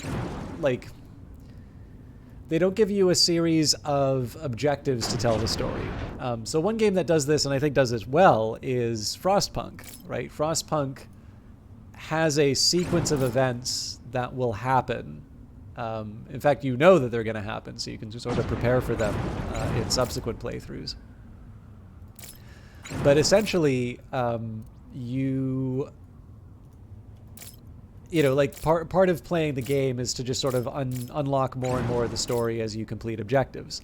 That doesn't really happen in Industries of Titan. It's more just informing you a little bit more about your advisors and the world behind it. And yet I've found it just as compelling. I mean, Frostpunk is obviously a very special game, so I don't know if I'd say I find it as compelling as Frostpunk, but I do find it a really interesting.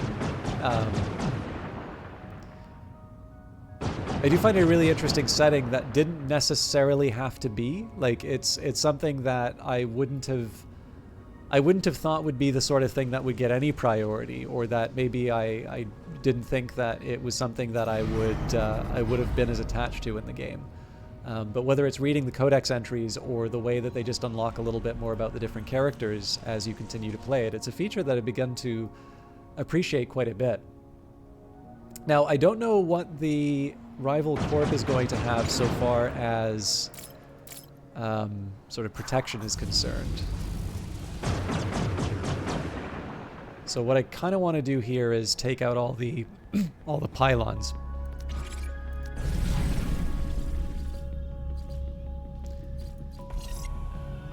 I'm going to build a lot of science labs soon, so...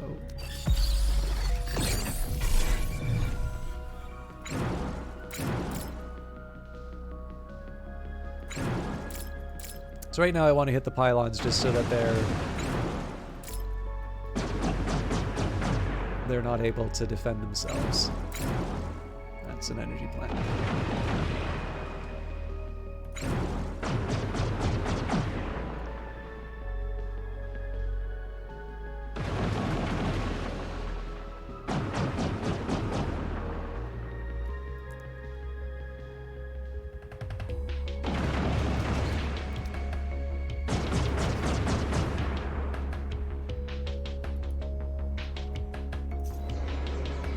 the 180 to get the park up.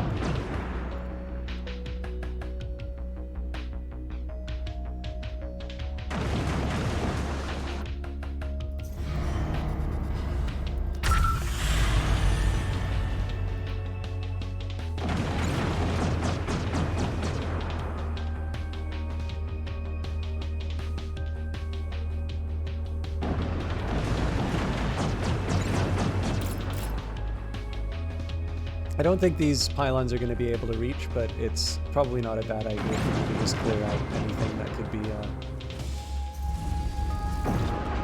There we go.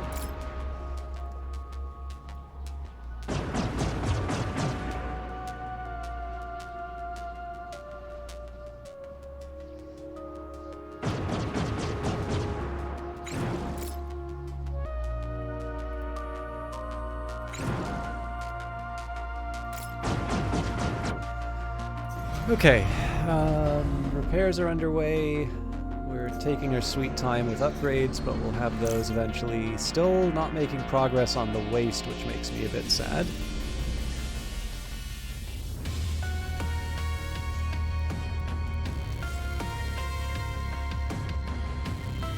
These are actually not that expensive to build, so it's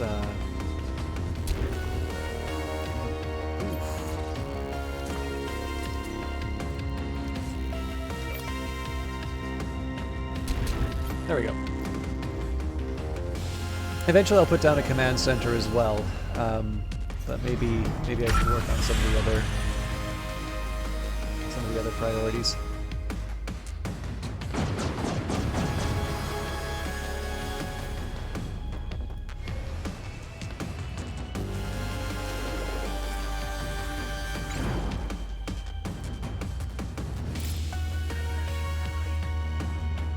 Okay, that's good news. Only space for one more until we get the conversion center up, but we'll be fine. I'm also noticing a lot of the stuff on the ground is starting to get picked up, which is nice.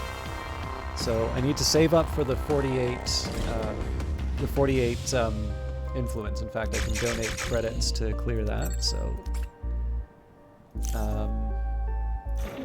and I think I'll go for the expensive stuff first, but then we just blow up a bunch of rocks. We claim the resources underneath, and we should be in a good place.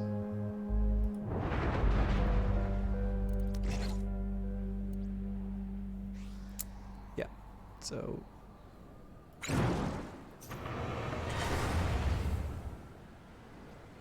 I don't really think they were a threat, but we know they're not a threat now. And we can sort of finish this at our leisure now.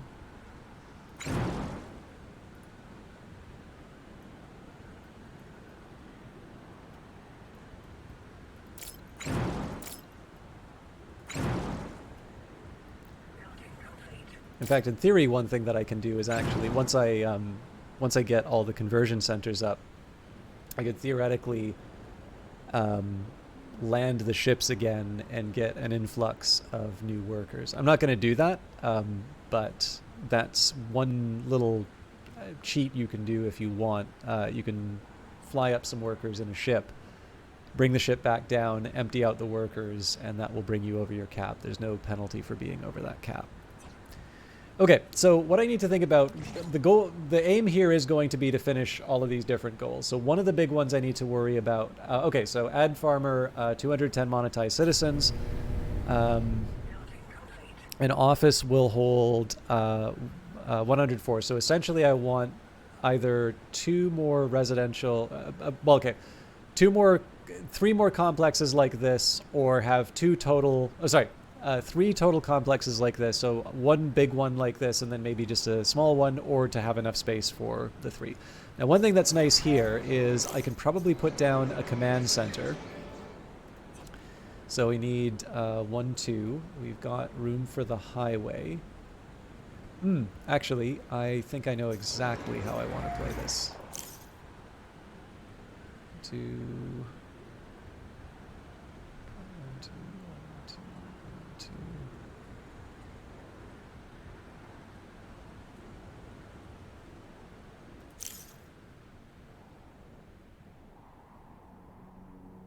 So I think the way I'll handle this is I'll put the command center down in the middle here.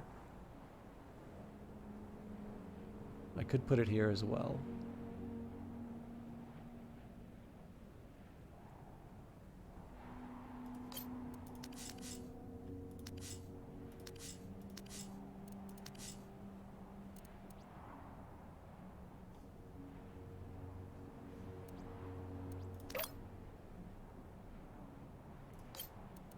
Okay, I'll put the command center down.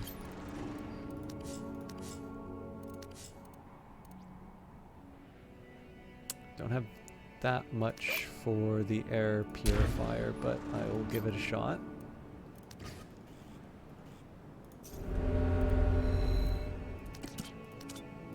Okay, we'll connect the conversion center.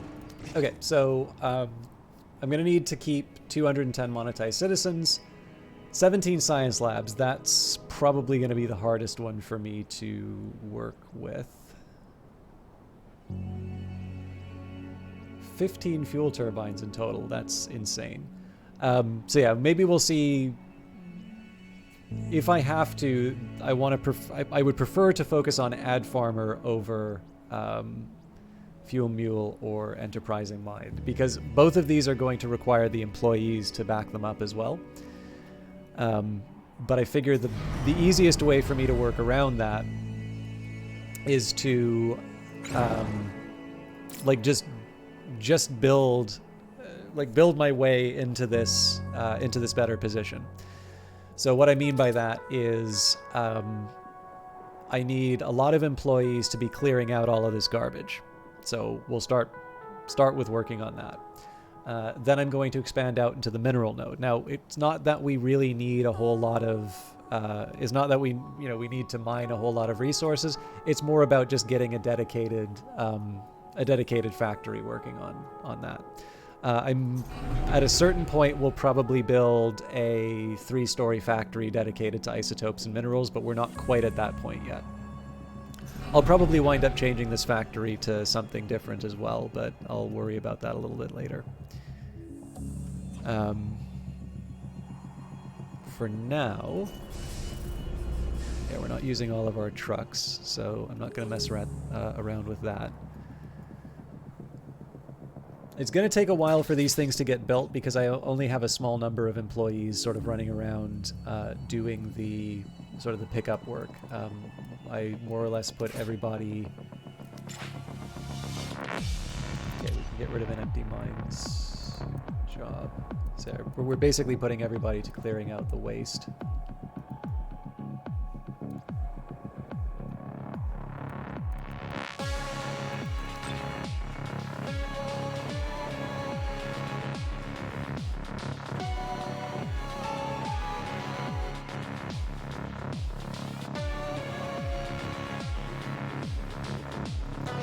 So right now, I'm first going to wait to get the air purifier up.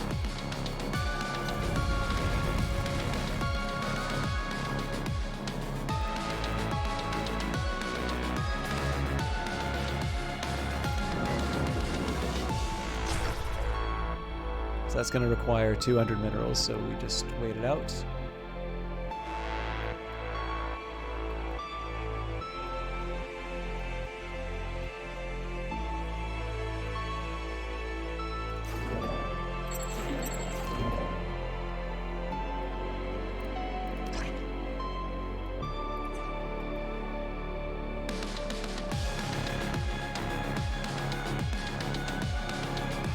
So we've got our 200s.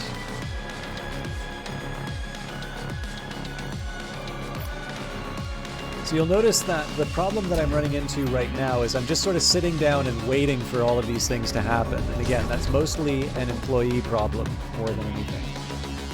So I have a little bit of, I have a bit that I need to do before this can really take off. But I'm sort of laying the groundwork for this now. I do want to keep an eye on my power. Eventually what will happen is I'll take down this factory and I will replace it with a... I'll probably replace it with an energy plant. These will wind up being fuel fuel storage at some point. But right now what I kind of want to do is just clear out all of the different, all the different empty tiles, because going wide rather than tall is the best option right now. Still waiting on the 180 for the for the park upgrade.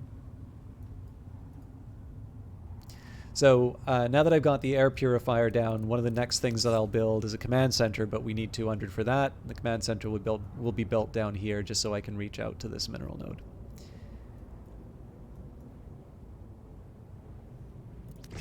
And in this case, we can afford to wait for all of this because we don't have a rival now. So essentially, there's nothing. This is one of the reasons why I tend not to play something like Zen mode, is that there's a little less motivation to do certain things right now, just based on the fact that I did say I was going to wait for the park. So in this case here, there's not quite the same urgency to kind of get the priorities done. But the nice thing about this is that now this is a nice big canvas for me to build kind of anything that I want on. So let's start by connecting the air purifier. So I don't really think pollution's that big of a problem here, but this is just going to help me a bit further. And then of course we've got the hospital to make things even better. In the meantime, I will... Well, no, we're not quite ready for that yet, but... Okay, we are up to tier 3 on the command center.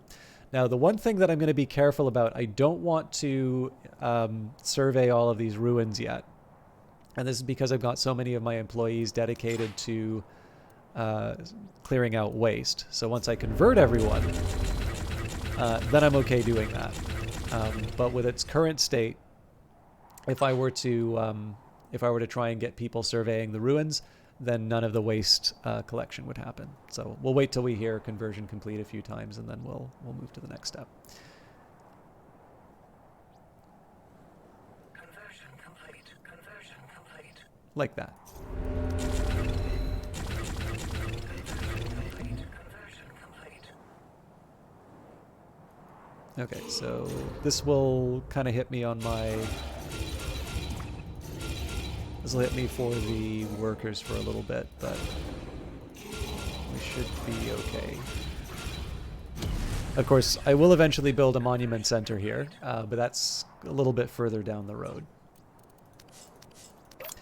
Okay, so I do need to power the command center, which is a bit of a worry.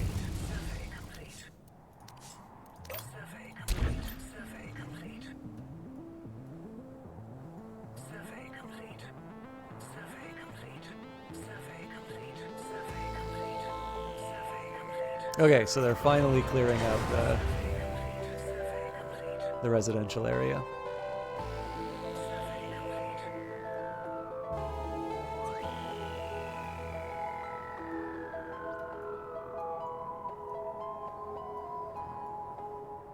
And we can bring in... Oh, we don't have the storage.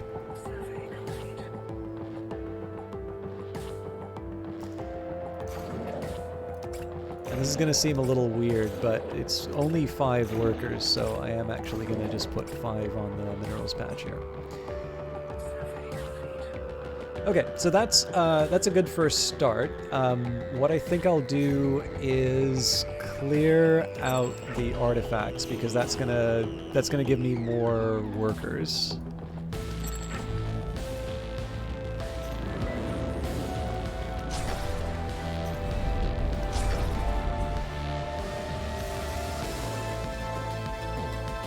I think I can start building my replacement for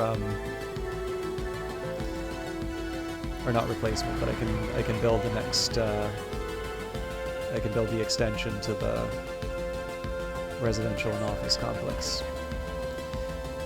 In fact, I'm going to do a slightly different design. What I'll do is I'll put the 2 residential buildings here and then the office up here.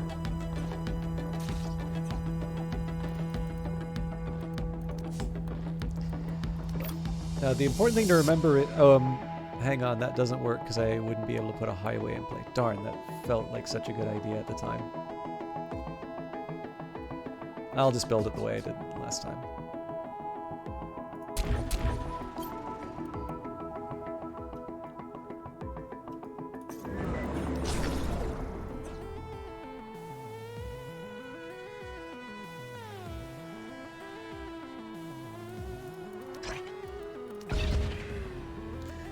So I'm kind of interested in seeing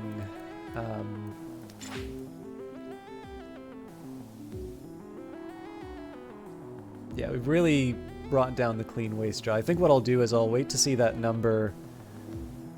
I'll wait to like kind of run out of clean waste jobs, and then I'll roll back the number of employees. That seems to be the smarter way of approaching that.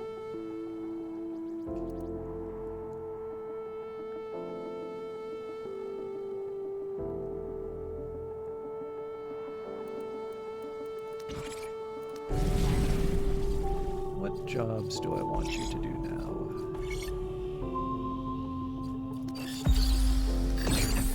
More employees is always a good idea.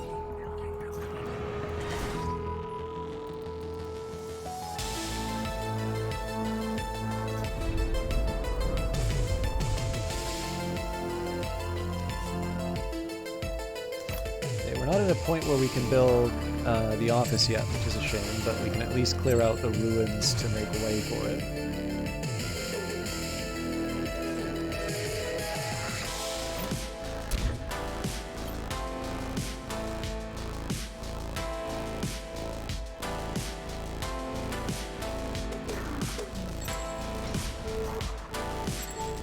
So basically we'll build a road out here like this. This is one of the reasons for the air purifier, and then that's going to give road access to clear out all of the garbage from the residential and office buildings. So I still need to sort out... Ooh, and this thing relays energy. And that stores fuel, so both of these are very good.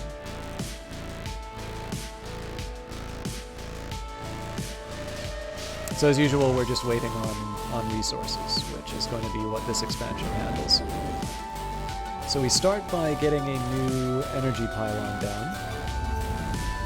I don't think it needs to be too sophisticated. We just, yeah, that's the one. I do want to be conscious of the fact that we have 25 I've been power experimenting recently with some new methods for motivating the So I may employee want to turn support these staff. on. People who don't yet understand why conversion is so critical to the economy tend to get upset working with employees. Oh, it's unethical. But these people gave up their autonomy. They signed a contract. That's ethical. But a lot of the people we have doing employee support work, this is their first big career job. They don't have experience thinking through these kind of basic low-level morality traps that the rest of us have already conquered. So, I was thinking of holding a class about the whole conversion process and why it's actually very ethical. There would be a workbook, logic puzzles, topics to discuss with your seat partner. Oh, could feel fun, actually. So I'm spinning that up now. We can put most of the advisors and their staff through it in the next few weeks. We'll let you know how it goes, Founder. Okay, so there's going to be a mine here. I'm going to need to build a roadway. So let's go for these. So I figure we can put a factory here, maybe storage here, and then the rest is open. Actually, this gives me room for another fuel turbine as well. I wasn't expecting that, but that's a nice little side effect.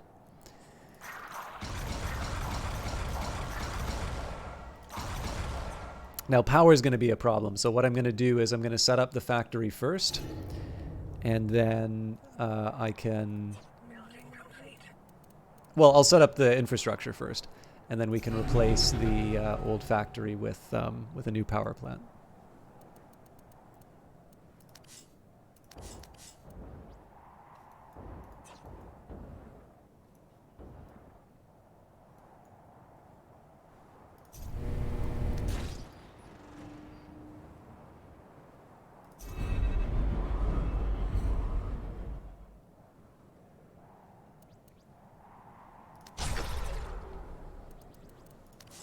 I do consider the population center a slightly higher priority, though, so I'm going to work on that.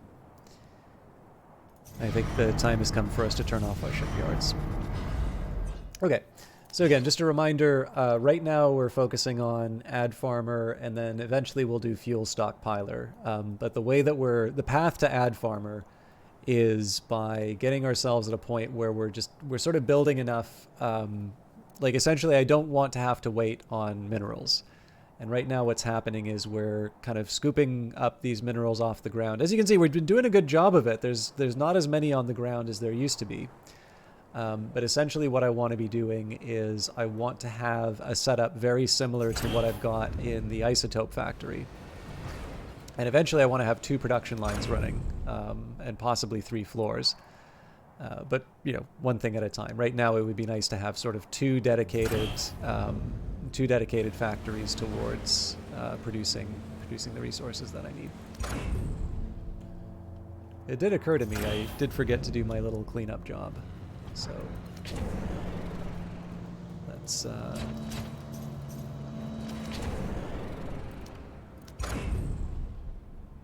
guess I can do the same with some minerals, yeah.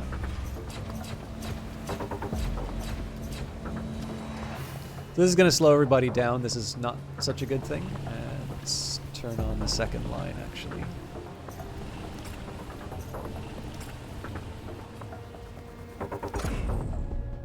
But that is going to be important for me to clear that out if I want to replace this with a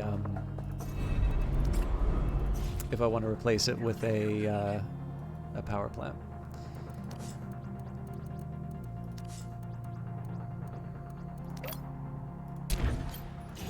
Okay, we've got our relay ready to go.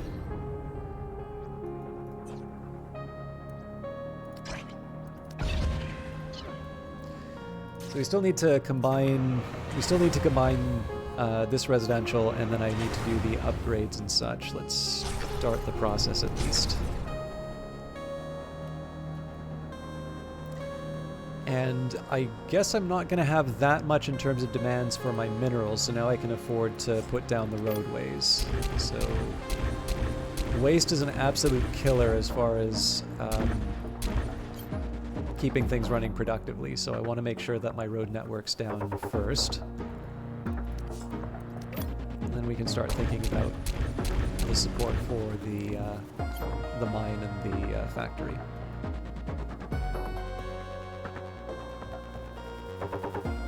Eventually I'm going to turn, actually probably time, yeah, we're out of isotopes, so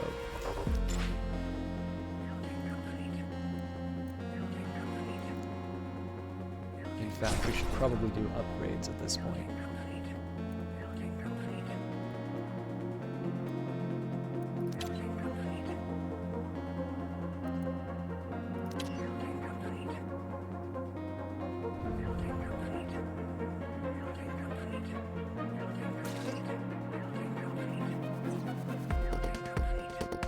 Yeah, as you can see, it's a lot zippier now in terms of getting everything done, and that's before I'm actually adding any productive capability.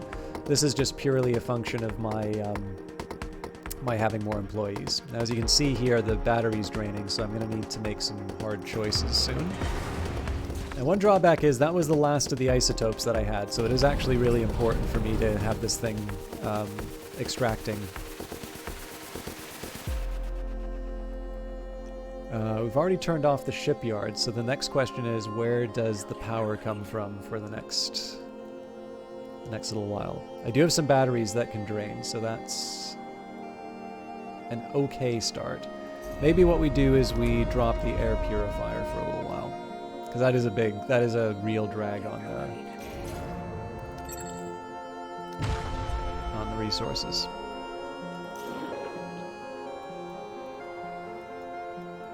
So part of this right now is just clearing as much or getting as many isotopes as I can. Eventually, we'll expand out to other areas where I can extract isotopes. But it's important right now.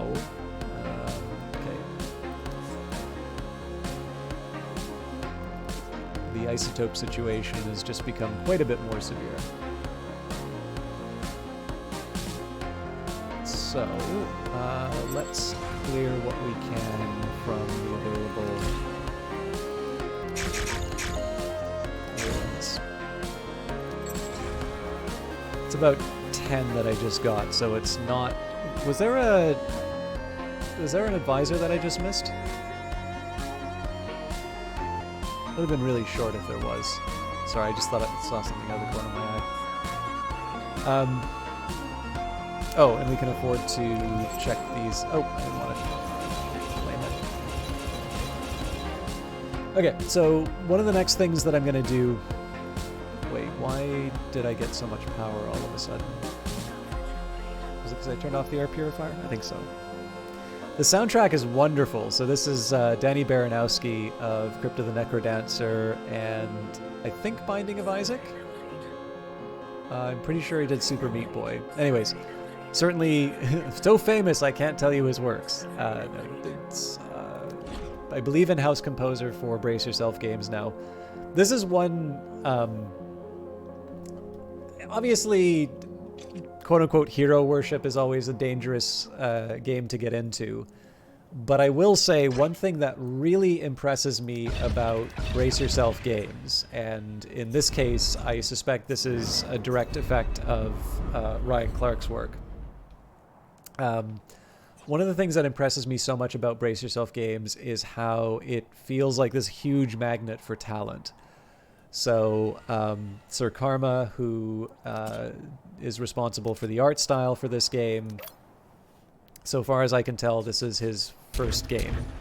He was brought on specifically because of the some really nice voxel art that he did on Twitter. I think, actually, if I recall the story correctly, I believe he actually turned it down a few times before finally being seduced to the Great White North.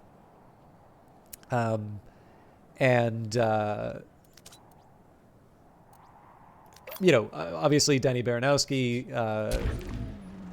quite well known for his compositions before, but certainly someone who has, you know, has contributed a lot to, you know, to the existing Brace Yourself games. So things like Crypt of the Necrodancer.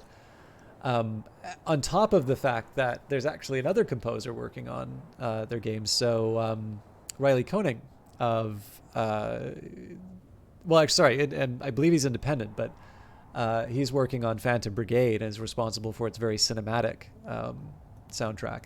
But even then, too, like, so Marlon, an excellent video editor, but now he is director on Rift of the Necrodancer.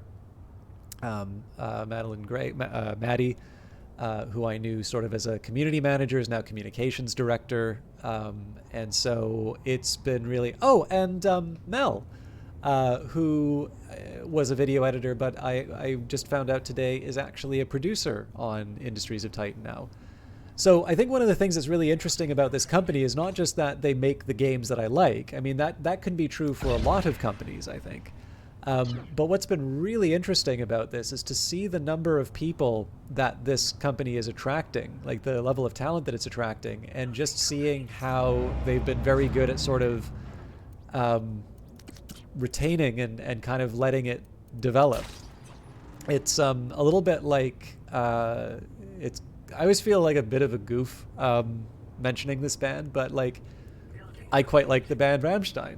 And when I looked into it, they've been making music for, God, it's like 20 or 30 years. I think it's 30 years. But unlike other bands, have never had a lineup change. It's the same 6 guys who started the band and have been, you know, kind of continuing to make music. Sorry, just got a note that I need to deal with here. I'm also curious when they started making music.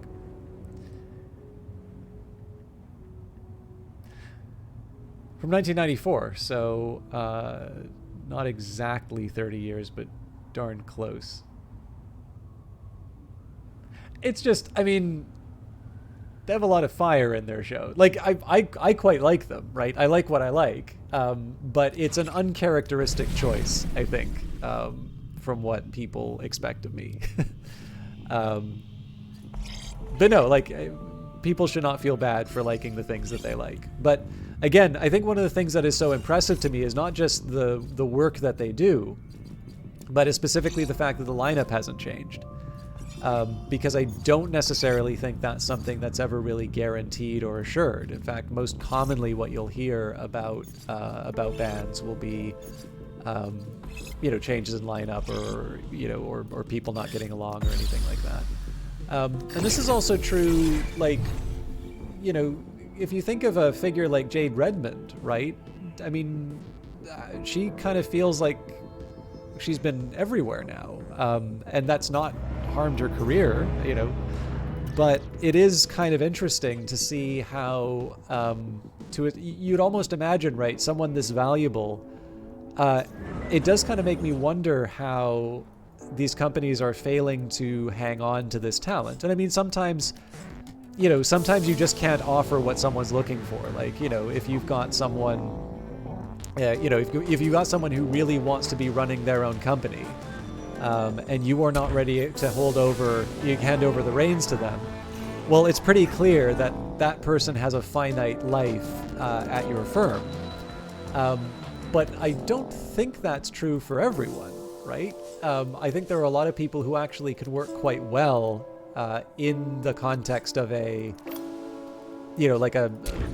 like working in an existing business. I think there's a set of people who are very good at founding businesses, and I think there's a set of people who are much more comfortable working inside those constraints.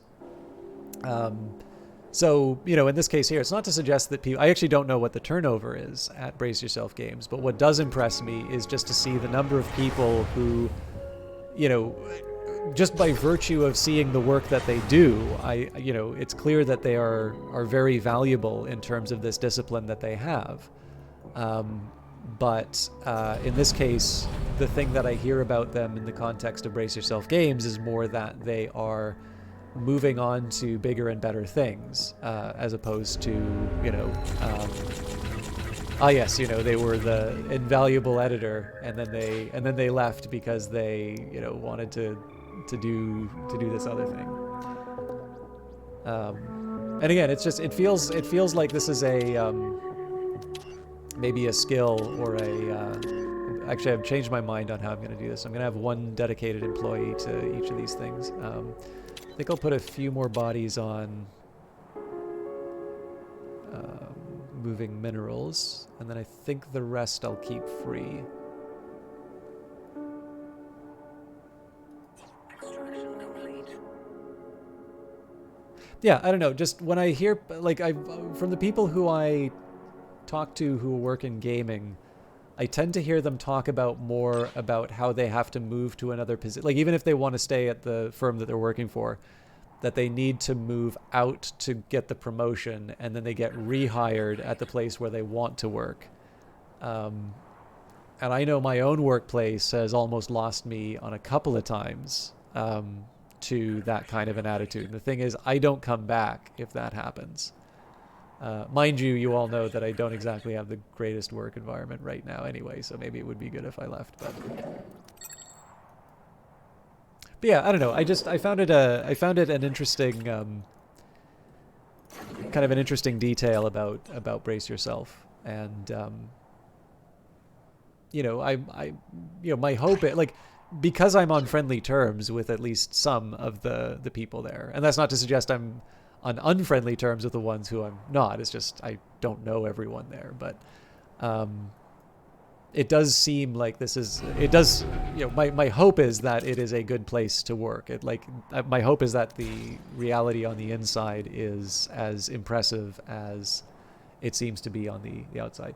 Yeah, no worries, Nexus. I tend to write in paragraphs. People comment on that a lot, so I don't feel people should need to apologize for that, because sometimes the thoughts don't necessarily lend themselves to short form. Normally you see people who want to start their own businesses because they see a way to remove bottlenecks in some aspect of the business that cannot be accomplished due to reasons within their existing company. Those that can work within the confines of their workplace tend to become the backbone, but do have a lot of boomerang hiring. Very common at Microsoft, which is sad, but it's just the way the company does things, and it seems to work out well. It seems to work well. Yeah, well, I mean, I was surprised to find out that Simon Peyton-Jones is no longer at Microsoft, and that he was actually at... so I didn't realize that he had left Microsoft Research to go to Epic. And of course, now we know what he was working on, Verse. but I mean, obviously for talent like that, they're presumably going to be going where, you know, they sort of find projects that are most aligned with their sort of their research interests. And I know, I mean, Microsoft's got to be full of very smart, very, you know, cool techie guys, but I know Tim Sweeney definitely and I mean this in a nice sense, like definitely seems to be a nerd's nerd. So I have to imagine that, you know, that is a big appeal of working at Epic. And of course, in contrast to that, Meta losing John Carmack purely because of its inefficiencies, or at least what he perceived to be its inefficiencies. But it's kind of hard to look at that company and say, oh yeah, no, everything's going great there. Right? Carmack's probably just a bit of a prima donna. Like, no, there's probably problems there that he's bringing to light. But the company I think that's kind of the most interesting to follow in terms of kind of what you're talking about, I'm very interested in Embark Studios, which was the one that Patrick Soderlund founded after leaving EA. And what I find most interesting about them is how they sort of seem to be set up to embrace, like, it seems to be that they're very much working on very high productivity ways of producing games. So they kind of seem to have gone all in on sorry, I think I messed up my usual setup.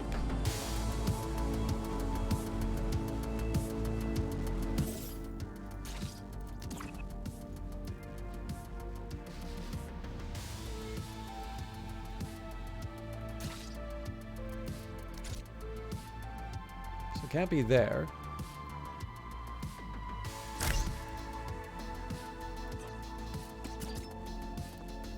Excuse me. Yeah, that's not right.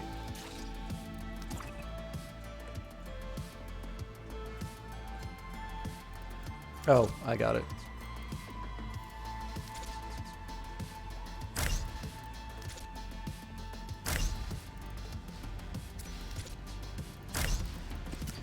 But yeah, I mean, they're working in Rust. I think one of the first tools that they sort of announced was a tool that introduced a lot of automation to photogrammetry. And so essentially they were able to go out with some cameras, get some great looking textures, and have them ready to go in their game in a very short period of time. Which, you know, again, like, this to me is interesting because it sort of implies that it implies to me that this is someone who has worked in a very large company who can in fact rely on a very large number of people to sort of do their bidding, right? Like the Ubisoft approach, where, you know, you have a team of like 1,000 artists that are just moving from project to project. You know, you're working on Assassin's Creed one day and then you're, you know, working on the new Far Cry to help finish that, you know, that sort of work. And like, obviously it works. Like Ubisoft is a very successful company. But to look at this idea and essentially to try and, at least from the outside, it looks like their focus is on getting sort of the maximum amount out of each individual employee rather than just sort of see people as this input. So, you know, you just have the one person who does every single apple that appears on a desktop in the world of the game, to instead find a way of doing that, you know, through, you know, whatever tool set you create. That to me was very interesting. Now, I will confess, I was a little disappointed. Hey there, Founder. Just testing some leachate. You never heard of leachate before? It's like seepage, landfill soup, garbage tea. It's the liquid that soaks down through the garbage and pools at the bottom. On Earth, leachate is an issue, but here on Titan, it's something else. We make weapons-grade garbage soup. You throw out something dry that gets dangerous when it's wet, and then you toss a solvent on there, or hell, regular precipitation. At my last job, Founder, we had actual mustard gas coming out of the garbage. On Titan, the big advantage we have is nobody cares about groundwater quality. The stuff flowing underground on this moon, it isn't even close to drinkable.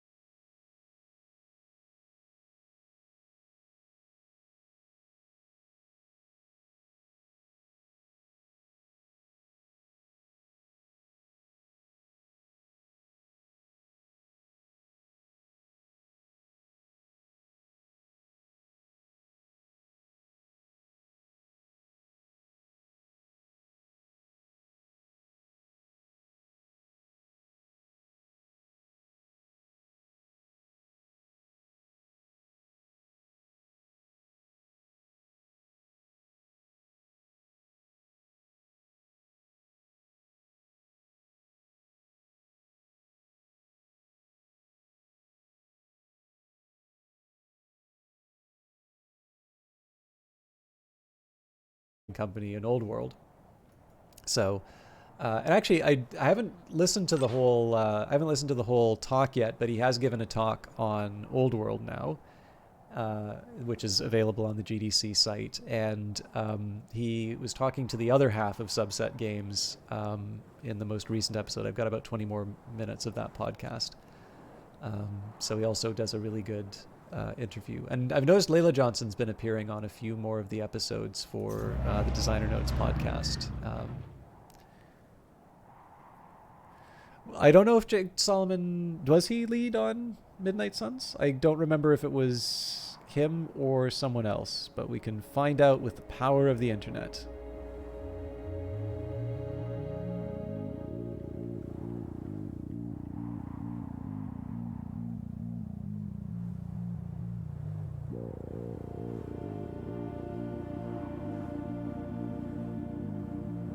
Jake Solomon and Chad Rocco, so apparently shared. I do want to play Midnight Suns, but I got to figure out when I'm going to play it. I am not sure. So one thing, this is going to make me sound like a bit of a prima donna, I'm sorry to say, but like one thing I'm kind of careful about in terms of key requests is when I ask to cover something, I do not expect the answer to always be yes. However, I am reluctant to buy and stream something if I've requested and been declined. And it's like, it's not just sort of a revenge thing, right? Like nobody is feeling the pinch because I'm not covering their game. But I do, like, I may undervalue myself, but there is something of value that's being provided here. And I do sort of question the decision if I were to sort of turn around and say, I'll just buy and play. But I also don't like the kind of implied incentive of like, if I request a game, like if I try and go above what my usual standard would be, now I'm condemning myself to never playing that game on stream. Like that's not quite the right way to think about it either. So I kind of need to figure out what it is. But in the case of 2K, they've sort of put the one thing that actually is starting to bug me is there is the tendency to do the the statement is like, it doesn't matter the size of your channel or anything along those lines. So you fill out a form, and then of course you find out that, that may be true. In some cases they may be looking for other characteristics, but it's pretty clear that in this particular one, they were looking for a certain size of broadcaster and you weren't it. And in the end, those are the things, like the biggest thing I dislike about those is just the wasted time, because that's happened a lot. I just don't really think it's necessary to waste people's time like that. I think there are better ways of being able to manage it. So in the case of 2K, similar case to that, and I think there's a reasonable case for XCOM and Civ and things like that. I think I do a decent enough job with them. They're games that I really do very much enjoy. And they're ones that I'd very happily cover. So this would certainly be one that I would have liked to have done. For me, something like Marvel's Midnight Suns, it's like, I'll happily play that on my own. It looks like a great game. Whether or not I stream it though, open question,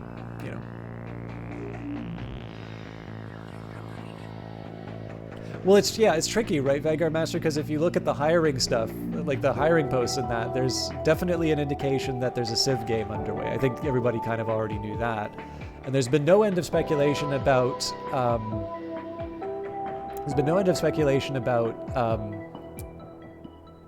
when/if XCOM 3 happens, because it's not like they have an infinite, amount of resources.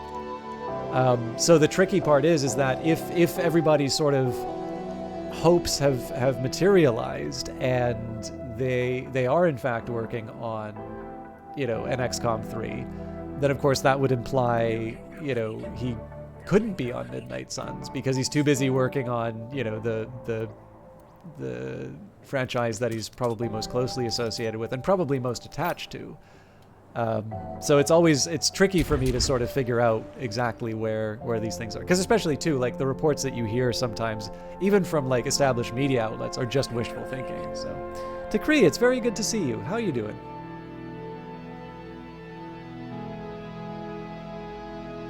I feel like it's been a while, but maybe it's just because I'm on Twitter messages less.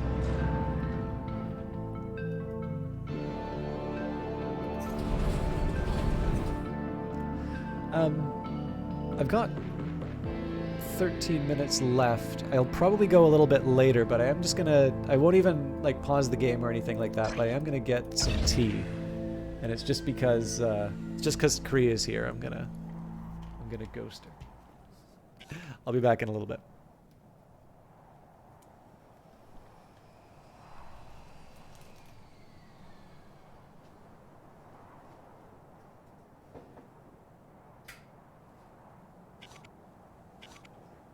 Building complete.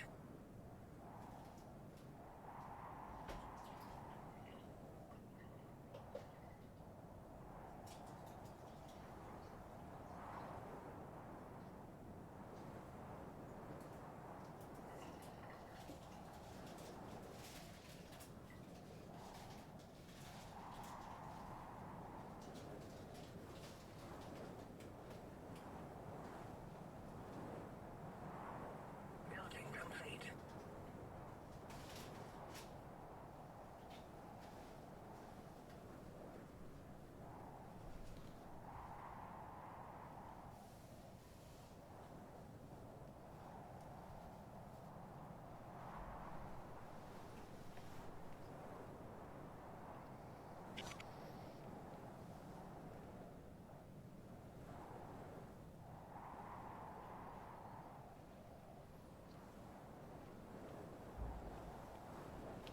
Building complete. So Vanguard, there's a few different ways you can go with it, right? I sort of feel like when you're working with something like that, your biggest constraint probably isn't the narrative. I mean, if anything, comic books have kind of told us how far you can sort of stretch a premise to make it all work. Because I mean, in the end, too, like the game is a like. I feel like there's enough conflict that exists in that universe. I mean, like, the other thing to remember, too, is, like, you have XCOM Legacy, which in this case was backwards looking. So I feel like there's probably a few different ways that you can work with it, but what might be informing the decisions in terms of how you build that narrative would be what are the things that you want to add to XCOM? Because, like, obviously War of the Chosen introduced it introduced a lot of the stuff that Darkest Dungeon had brought in, like in terms of companionship and the various psychological effects, and I thought it worked really well. But do you want to continue going down that road? Do you want to focus on that? Would you want to maybe do a little bit more about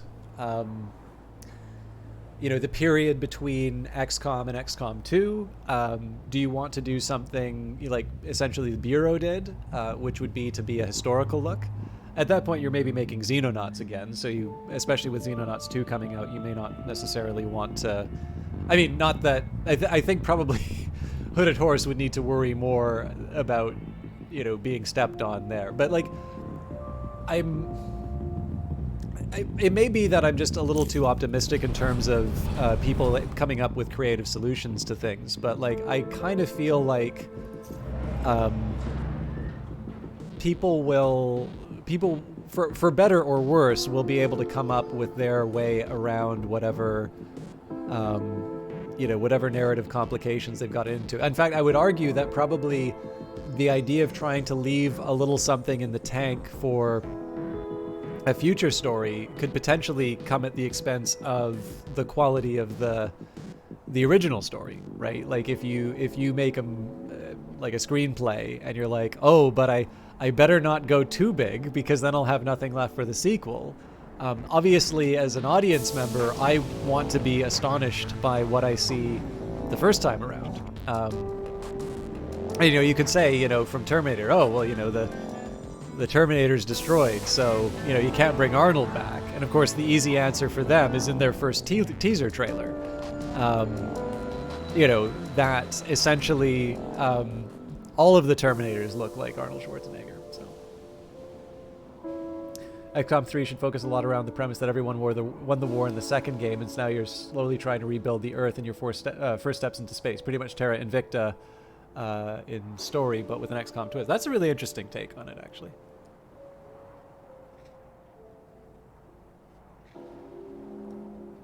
Sorry, kettle's boiling, so I'll be back in a sec.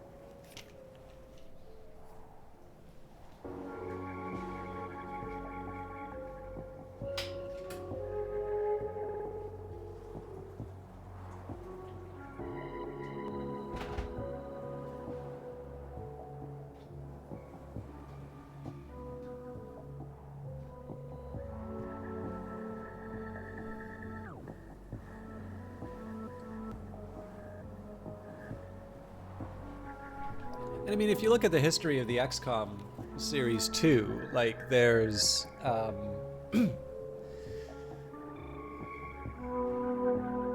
if you look at the history of XCOM, you've got Terror from the Deep, which I think was, if I'm not mistaken, that was about sort of this residual force that was left over from the original invasion. And so, you know, that always seems like a bit of an option. Invade the alien planet? I haven't actually finished XCOM 2, so I couldn't tell you. Shameful, I know, but it's the drawback about streaming stuff, right? That's probably not a good idea to turn on the air purifier right now. The air purifier is more of a precaution than anything.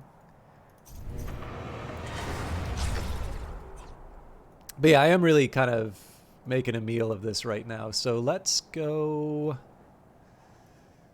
I think I'm going to clear out the last of the mineral patches.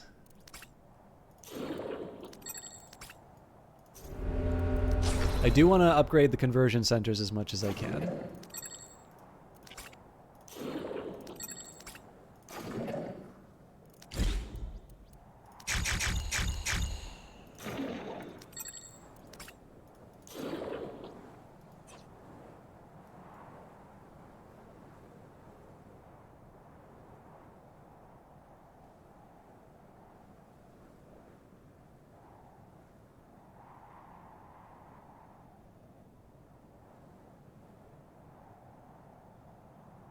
Yeah, okay, that's fair.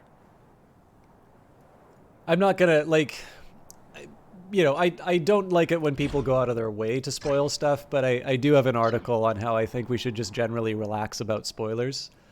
I do have a bit of a belief that sometimes spoiler alert exists for people who really want to make the conversation about them, and that it actually has very little to do with whether or not they were ever going to have that pure experience of that real game. So yeah, I mean, again, it's not to say, you know, like I personally would like to see Avatar 2. I'm looking forward to seeing Avatar 2.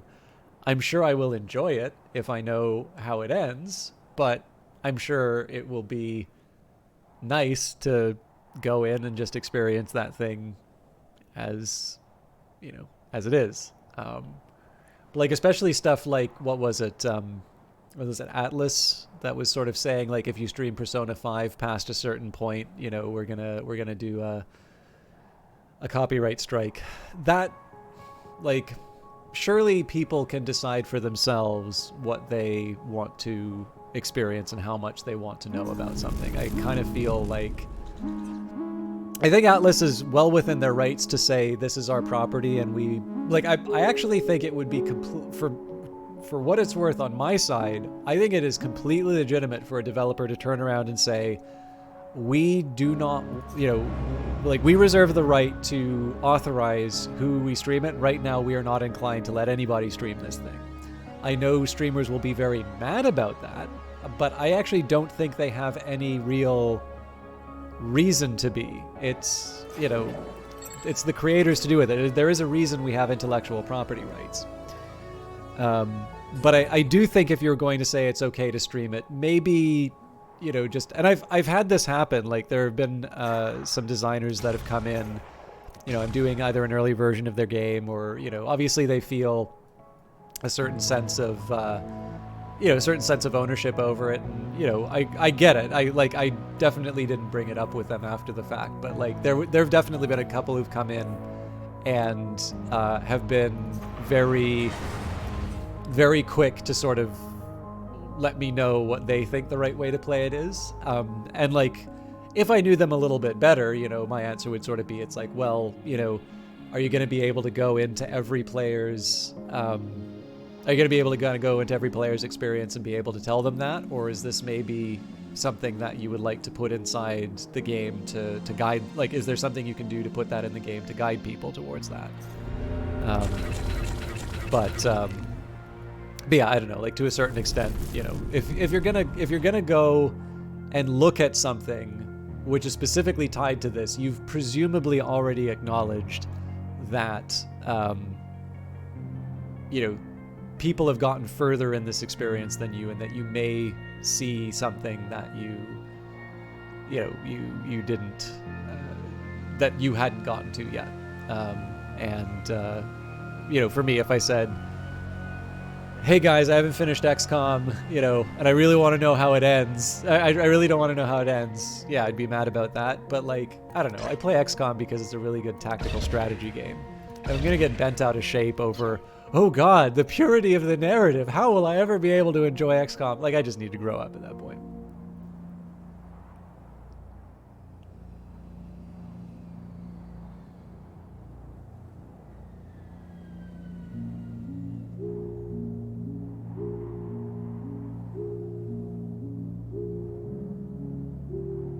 Yeah, that's a shame. I actually, so the Eyes of Sin, responsible for those emotes that make me so happy when I see you all use them.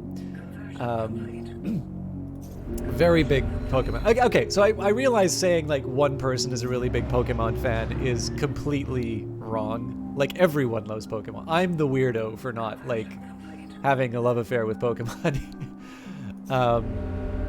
But it's just, I never quite got around to it, right? So, it's mostly just because I don't really think I ever kind of played RPGs like that. It's not that I disliked them, but it was just sort of like, yeah, this kind of seems like a Final Fantasy thing. Like, I'm sure I'll get around to it. But like, I haven't played a lot of Final Fantasy either, and I really enjoyed, you know, I really enjoyed it on the DS. I think I got to like the last level on Final Fantasy V, and either I built something wrong, or like, it just felt that the challenge that I was faced with was well beyond whatever I could conceivably handle. So that was a bit of a damper. I don't think I ever got to the end of it. But like, I don't necessarily think that every game has to be gotten to the end to be enjoyed. But yeah, like, eventually it was just sort of like, oh, well, like, which Pokemon do I start with? Maybe I should go to the very first one. And then it's like, oh, well, I don't have immediate access to the first one, so, you know, maybe I'll get around to it later. And I actually, one of the reasons I got a better phone originally was so I could try Pokemon Go, but then I never got around to trying Pokemon Go. So in any case, Eyes of Sin has recently gotten the new Pokemon and was talking a bit about it, and has this very charming way of talking about things. Like, it's very clear when they're excited about something, and so, you know, the enthusiasm becomes infectious, and I'm sort of like, okay, maybe I should give this thing a try. Anyway, sorry, there was something that takes notes how people want playstyle differentiates from what you wanted to make it. They play in a different way. There might be something in development. Yeah, I mean, so for what it's worth, and I mean, Vanguard, for crying out loud, like, you're the one making the game, right? I'm more talking about the experience of broadcasting the game, but like,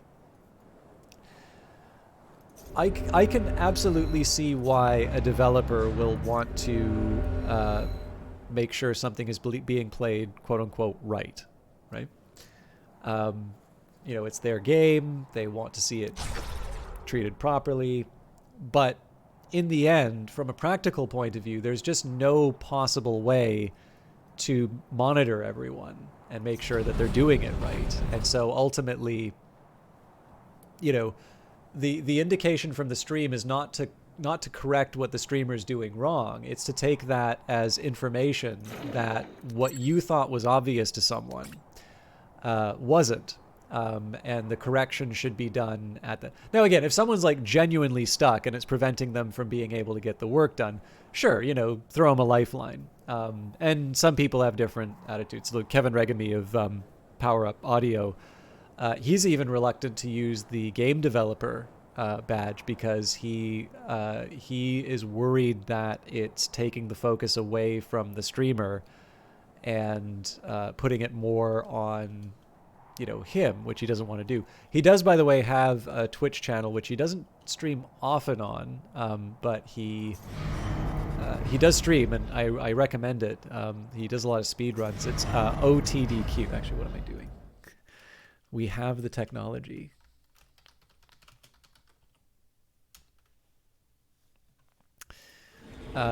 So, you know, for those of you that are interested, you can check out his stuff. He does Power Up Audio, so he worked on this, Celeste, Sword of the Stars, The Pit. Tunic. He's the reason I found out about Tunic, actually, because that was called Secret Legend at the time. It feels like basically if it's a hit indie game, Power Up winds up working on it, but that's not a very helpful definition. But yeah, I mean, I don't know. I sort of feel like everyone has their own. Everyone kind of has their own limit, has their own way of working with this stuff. I don't think it's all that bad for a developer to kind of come in and let them be known. Because, like, for me, I think that's a cool thing. Like, one, it's kind of nice for some validation, right? Like, if a developer's coming in and is enjoying the broadcast, I feel good about it. Oh, Founder, I'm not much in the mood to talk today. You see, I'm a bit out of sorts from yet another lawsuit driven by my dear old sister.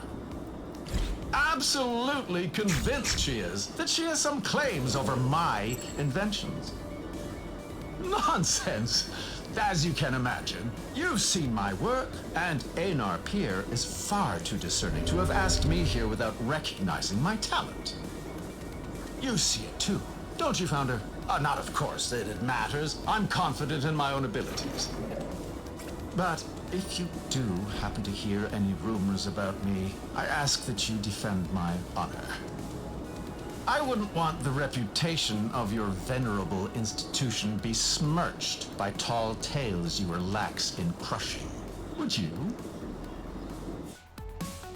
I need to find a source of isotopes before too long.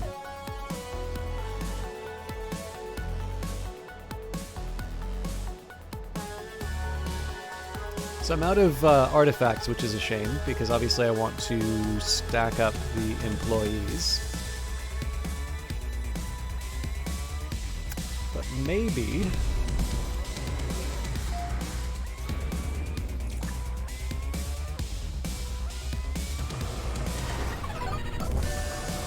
Okay, I think I'll focus on my upgrades first.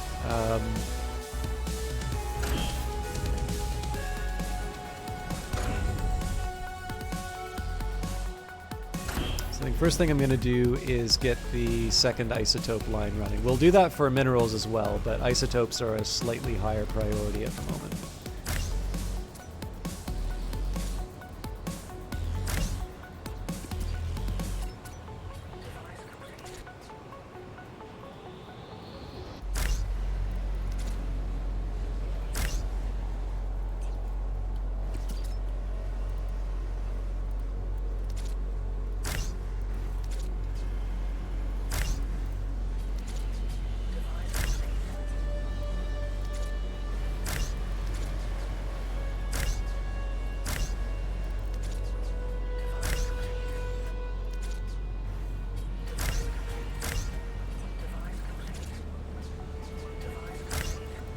So sorry I'm not taking the time to describe this, but this is the same monstrosity I always build. I will have a couple anecdotes about this, but I can't tell them now. But yeah, there'll be a bit of a story to share at some point. Do I put it? I guess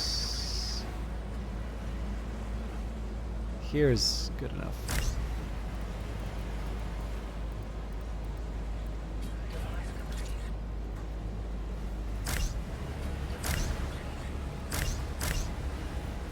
And then a couple waste receptacles.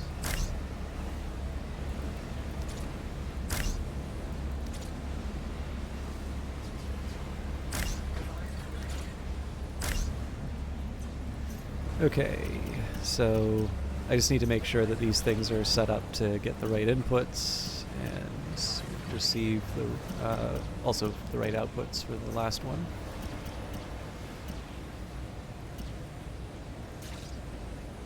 So I think one of the problems I'm going to run into is that there may not be enough of the tier 1 isotopes to run 2 lines long enough, because we've been running this for a while. We're down to 25%. This does go all the way down to 0, by the way. But what I wanted to do first was take care of the biggest claims in this region first, and then we'll clear out all of the rocks.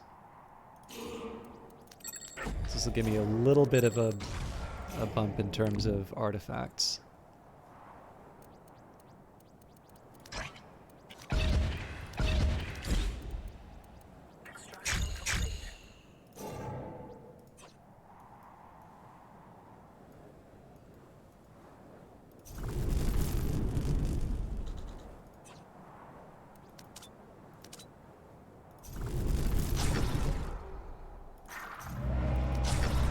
Definitely needed an upgrade for the minerals.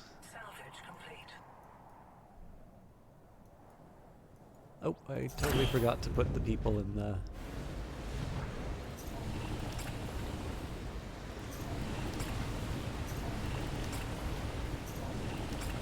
So that'll hopefully help us out with upgrades, but as you can see, Isotopes 1 are not easy to come by right now. This does give me a small argument for moving the command center up here so we can mine out these patches, but again, we'll see where we're at. Right now I'm just going to take apart the remaining ruins, and probably we're at a point now where I want to start building the I should start building the fuel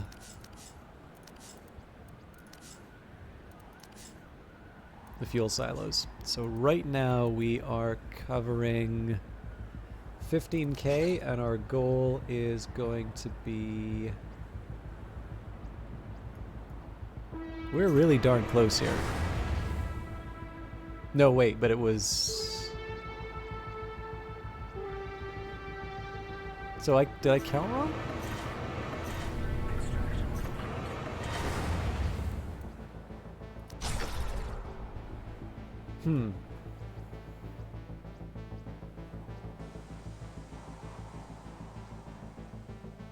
Anyway, I'll be happy if we have the right number of monetized citizens. So I need 60,000 fuel.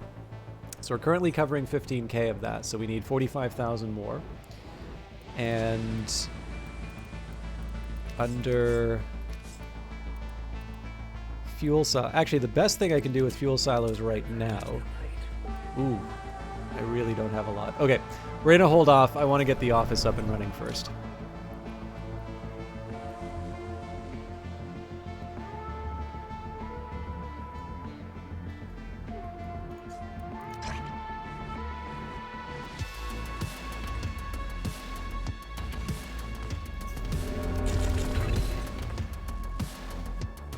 We also have more money than we know what to do with, so if I can get the employee numbers up, so much the better. But it's not an overriding concern right now.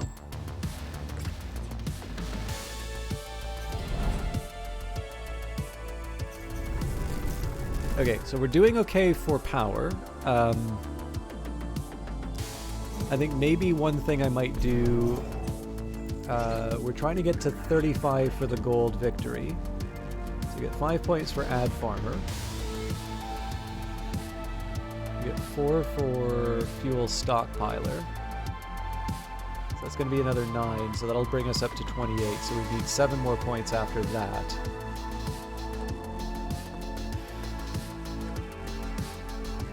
So it's either 17 science labs or 10 fuel turbine. Either one of these, I'm gonna have to deliver on.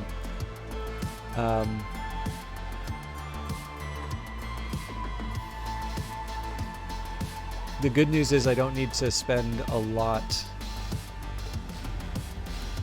Like, I don't need to upgrade them to the top tier, so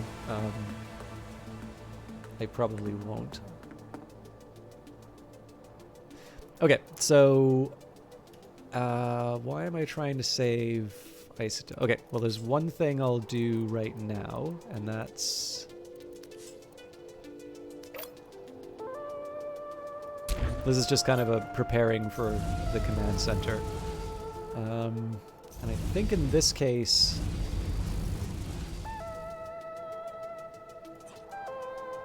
yeah, I think we just put down a energy pylon and let it cover the whole area. It's a little bit of a shame to do that because it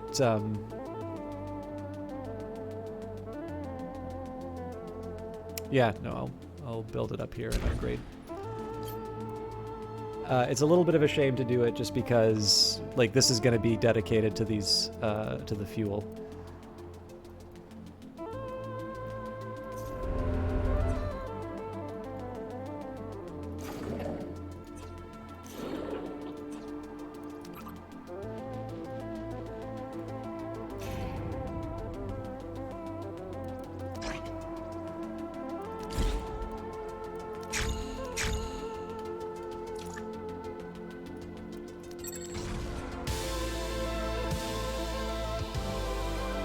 So before I build the next phase, I am going to make sure that this gets fully upgraded. Both of these get fully upgraded. We do have essentially an infinite source of isotopes now, but it would be better for me to make sure that that's covered before I go any further.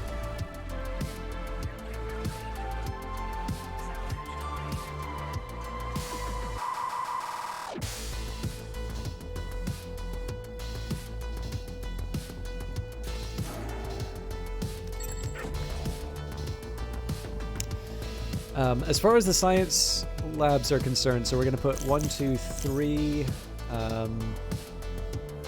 probably 4, 5, 6. Oh yeah, that's my 6 right there. But again, we wait until all of the upgrades are done. So just one more for the command center, and we can start putting down. I might as well put the science centers down now. I'm not gonna. I guess I have to. Yeah, sorry. I was gonna say I'm not gonna staff them, but I guess I have to meet the requirement.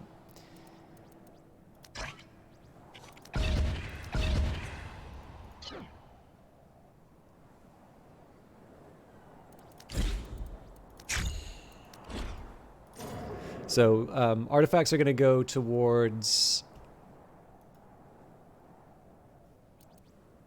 That's terrifying that we have that many minerals and no use for them right now.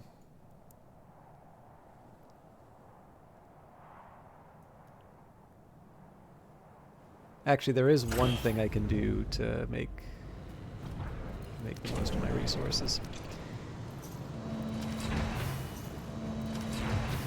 We start by making a mess.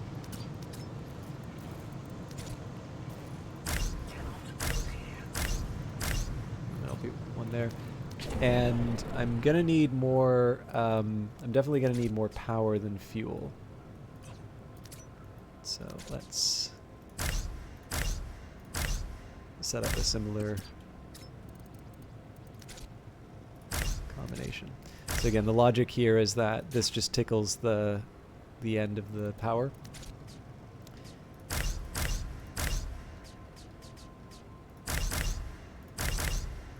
Okay, there we go. So at some point, oh wow, they already... I may want to consider getting rid of this fuel fabricator at some point. It's really only generating 2 fuel, and if you take a look at its location, there's really no reasonable expectation that it's going to be getting any zethane. Actually, that's the decider right there. But it does invite the question in terms of what else am I going to do with the space? Well, fuel.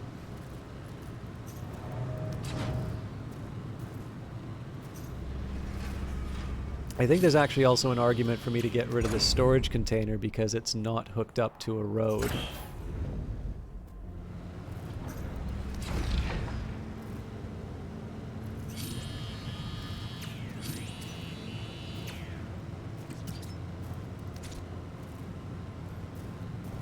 Device complete. Device complete. Device complete. Device complete.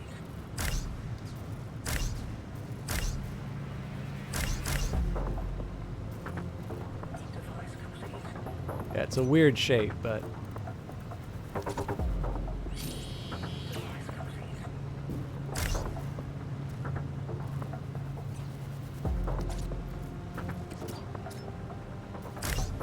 Device complete.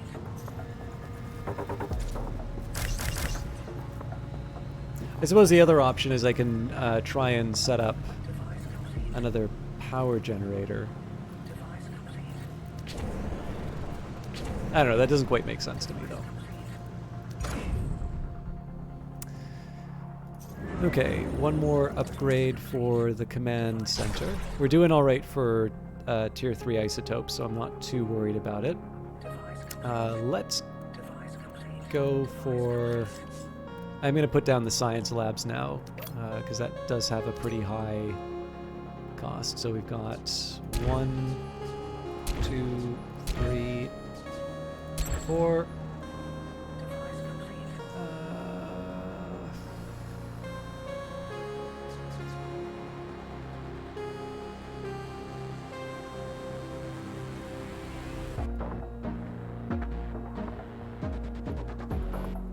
Five, 6. That, in theory, would help my research, but clearly I'm not going to be putting... I'm not going to be spending any artifacts on that research for a while.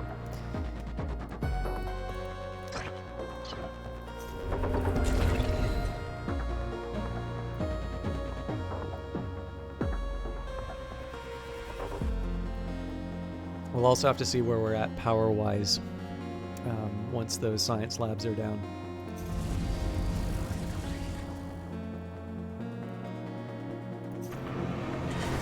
I forgot to upgrade the office. Device complete. So I don't know why I needed a third office complex. Oh, hang on. It's because I have unemployment. So offices don't cover... It used to be that they would produce... oh yeah, because it's level 2. Good lord. I've been leaving money on the table. Conversion complete.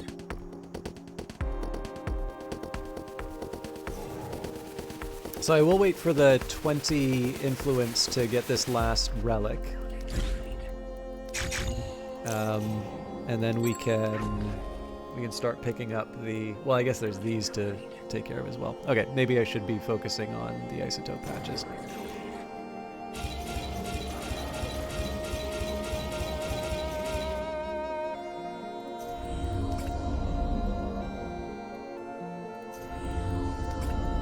So yeah, this is pure waste. Wait a minute.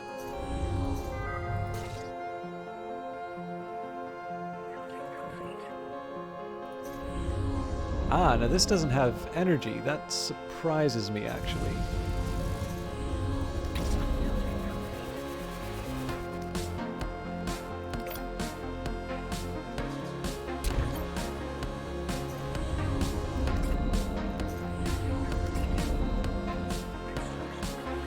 I'm waiting on 180 isotopes. Okay, don't need to worry about absorbing pollution, so that's not a worry there.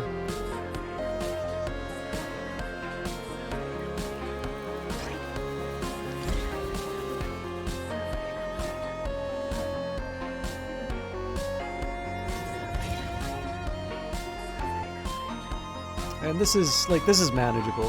I've had better opportunities, but we can at least get someone working on the isotopes patch.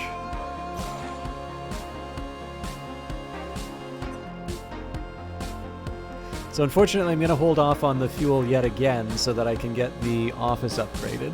And then... what else? That is weird that I'm not full on tier 3 minerals. Or sorry, 4 tier 3 minerals. But it makes sense because there's so many tier 1... okay, so we're going to be blocked as long as we keep it that way. So...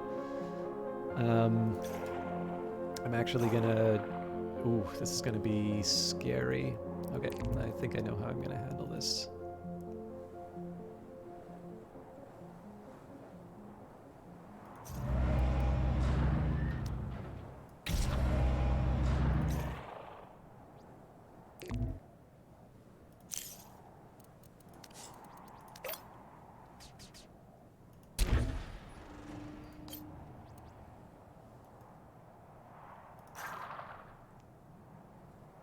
Oh, it's out of range.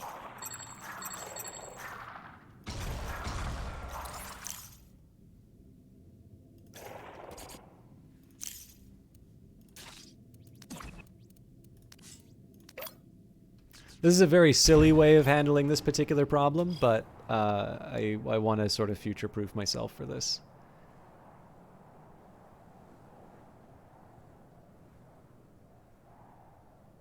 So I probably wouldn't have made this change if I realized that this slot hadn't been, or sorry, if this slot wasn't available, but I've already dismantled it, so.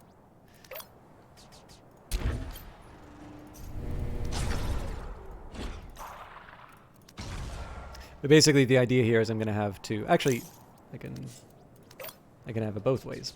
So this will be dedicated to tier 3, this will be dedicated to all 3.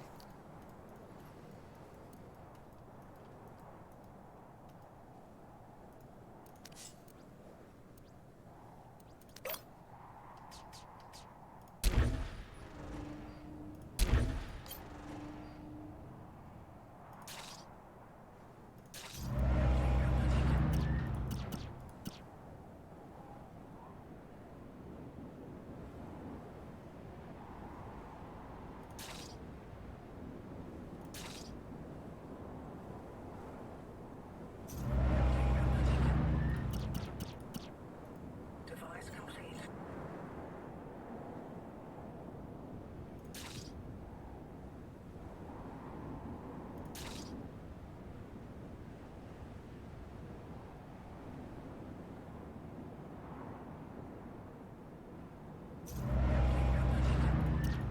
Device complete. Okay, so connection first. Eventually these will all be tier 3. I guess it doesn't matter as much now that we've got the full complex.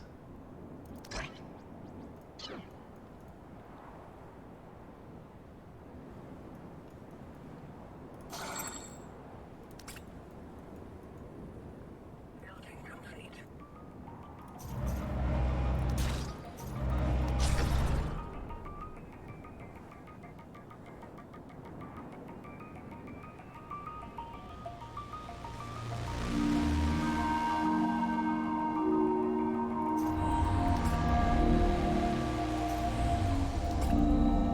So I mean, this hardly counts as ideal, but in this case here, I've at least kind of cleared out a gap to the existing setup. So we're at 27. We're at 27. We will be able to move up to 31. Yeah, so with 31, it's just a question, do I do 10 fuel turbines or 17 science labs? And I mean, I'll answer that basically as I go. Like, I don't think there's an easy answer to that where I'm sitting. It's probably whatever one I think I can achieve faster. On the note of fuel turbines, I think fuel turbines probably makes a bit more sense. Actually, I guess with fuel turbines, I would need to build 12 more buildings in like specific areas as opposed to the science labs where I can kind of build those anywhere, and I just need to build 11 more.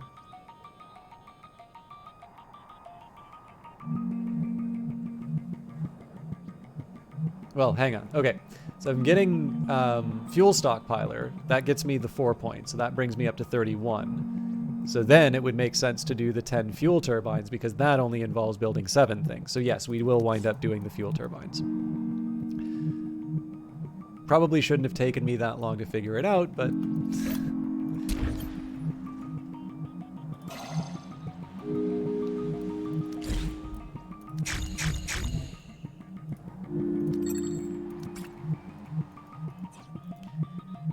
I'm still waiting for the point where I get to just blow up all these rocks. Okay, so fuel turbine's already on its way. I can't really build any of these. I mean, technically I can just build the fuel turbines wherever.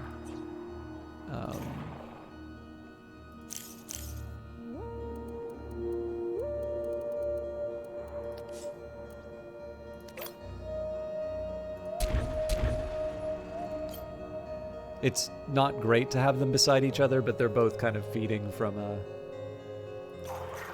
Yeah, I think I'll put like 4. Again, it's not so much about efficiency as it is getting them down, so... We'll be up to 6, 7, 8, and then I just need 2 more. I can put 1 here.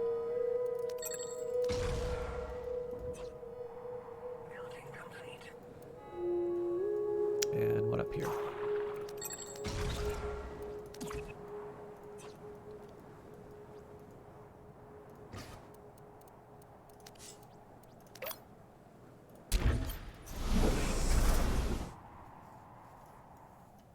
And then for real, we go and work on fuel stockpiles.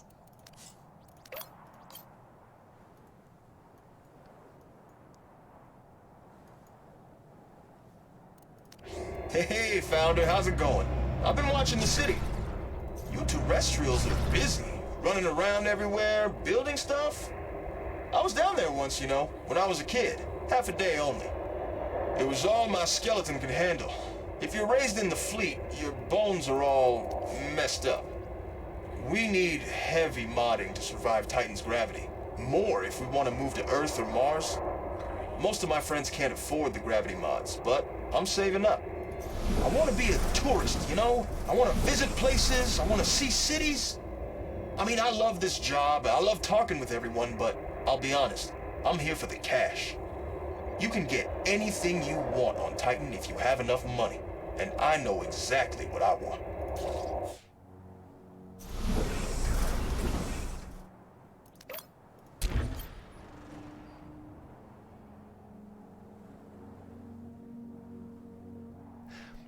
One thing that's maybe worth talking about in terms of this overall playthrough, like this is definitely overkill in terms of how I've approached this particular level. Now part of that was just I sort of knew eventually where we were going with this, so I decided to fully commit and see if I could build something bigger.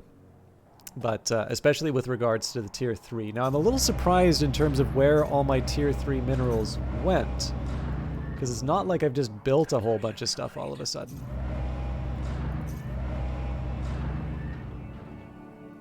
But I also know that the factory, in fact, we're at a point now where I think I can afford that second production line. I'm not that worried about whether or not we're going to be able to get any replacements, so...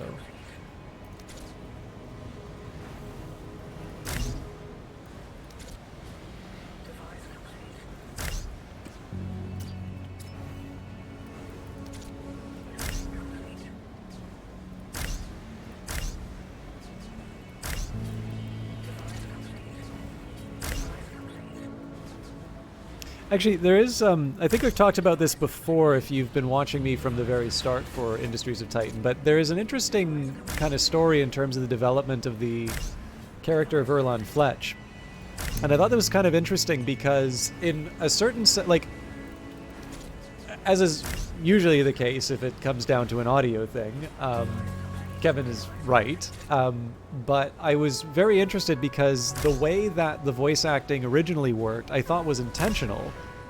And it turns out that it was in fact different from what they ultimately wanted. So in this particular case, Erlan is quite charismatic, and you can see that in sort of the way that he sort of carries himself in terms of the conversation. And the motivation behind that is that because the Fleeters are so heavily augmented, they're like difficult to talk to. They're, it's kind of like it's like if somebody, like, I need to be careful in terms of how I say this because it's sort of impolitic to speak frankly about this, and it's not just like, oh, it's political correctness run amok. It's like there is actually a way that you can make people feel bad unnecessarily saying this. But there are obviously some conditions which manifest physically, and it does become like, I don't want to say like hard to talk to someone, but like it is surprising, it's unusual, and like obviously if you're running into someone with a condition like that for the first time, it can be very startling, and you don't know what to do. And like obviously if you're a kid, you point as like, oh God, what's that? And parents are absolutely mortified by that. But this is like, the best that I can say on these cases, like the reason why we talk about reactions like that is because they are a real thing, and we need to acknowledge that, and of course do better, because there's absolutely no reason why people should be made to feel bad because of circumstances that are beyond their control. So essentially, that's kind of I mean, again, this isn't how Kevin put it, but basically, this, I think, is the sort of reaction that they're implying the Fleeters get. That because they're so heavily modified, it would be like seeing someone who is, really badly burned, let's say. And as a result, the way that they translated this to Erlan's character is he compensates for that by being incredibly outgoing and, and charismatic. And you can hear that in the way that he speaks.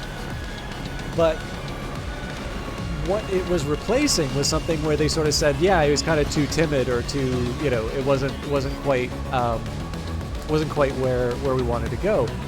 And what was interesting to me was I had actually specifically thought, like, so where I want to go with this is that what interested me was that I had thought the timidness was a direct choice that they made in terms of portraying that character, because in the end, Fleeters have exactly one job that they can do. As he said in that dialogue, spending their entire lives in space means that they can't go onto a planet because the gravity is just too, it's just too strong. It'll ruin them. And so my impression was that he was very timid and soft-spoken, specifically because he knows that if he gets on the wrong side of someone who's in a position to complain, then essentially the only job that he's capable of performing will be taken away from him, and this translates into a certain degree of meekness. Now again, I don't know if that's what they were originally going for, but it's very interesting, and this is again just one of these things that's fun about playing a game that's in early access, is if you play the full version of this game, well, congratulations, you get like the best version of the game. But it does mean that you do miss out on these experiences of just seeing where different things go. And in this particular case, I'm not trying to suggest that, my interpretation on Erlan was more correct. Obviously, there's direction that the actor was given. The actor took it in a particular, went in a particular way with it. And, ultimately it's the people making the game who decide how the portrayal goes. Now, interpretation is sort of up to me. There are, some are better than others, but you know, obviously what I'm going to take away from that is up to me. But what was interesting about it, I think, is that when you think of a mistake, you just tend to think of something in terms of a quote unquote bad take, right? There's background noise that somehow crept in, or, you know, maybe they sort of hammed it up, right? I mean, the perfect example is to look at me when I'm reading on stream, right? I do enjoy reading on stream. I don't think I'm ever going to be able to do characters on stream. And usually if I have to do a character, I will put myself into it, but I do so knowing that the result is, you know, pretty cringy. And, you know, it'd be wonderful if I could do in-character voice acting. I'd love to get practice at it, frankly. I'm not entirely sure how one does practice that, although I do have a couple of acting books from the olden days, which I suppose I could take a look at. But like the thing is that narration, I wouldn't be opposed to that, right? A lot of games need tutorials. I think that's something I could handle well. But I guess what interested me was that, you know, there's the conception of what counts as a mistake, or what count, you know, again, I think the term I used was bad take. And that wasn't the reason why they replaced the Erland voice over. It was specifically because they had an idea of who that character was, and they specifically wanted to express that that character and that world in a different way. And again, you know, I keep harping on about it, but it's not the sort of thing you normally associate with a city builder. That this is a city builder that cares enough about its characters to be able to say, actually, I think he is too timid for this. And instead, if you're a fleeter, you actually want to go over and above in terms of reaching out to people, because that's, you know, that's how you deal with people's discomfort. You warn everyone when you have to read voices that they're all going to sound more or less the same. Well, it's funny, when I read a book, I sort of ham it up a little bit. And yet when it comes to video games, what I tend to do is I just take usually like a different emphasis for certain characters. It's weird how, excuse me, I seem to be able to do one but not the other. This is very odd that I'm struggling to get tier 3 minerals like this.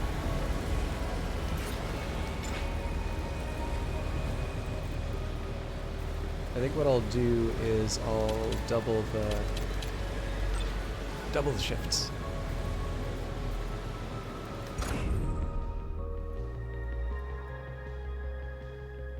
I'm gonna need isotopes anyway, so.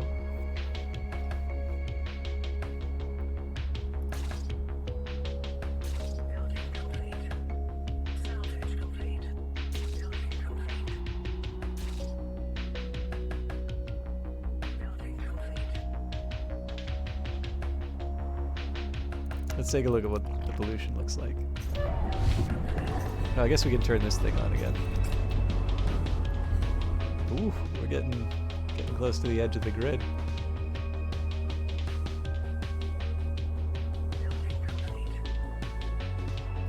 It's really neat to see all the effects of pollution on the board like this.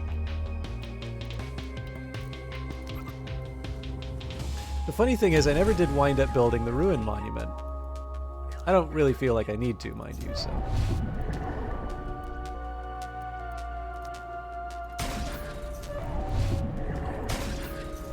So we don't care about the number of fuel silos, we care about the quantity. So I kind of wanted to get an idea of how much. I'm assuming that if you combine them, they give you more. Okay, we need 2 more fuel turbines, so I miscount. Oh no, I didn't miscount. I just didn't staff them.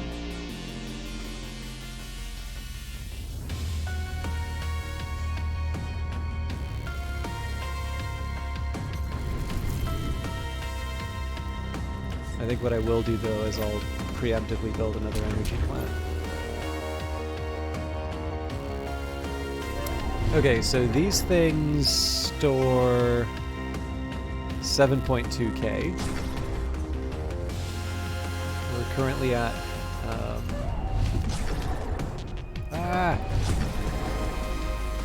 15k without the augments.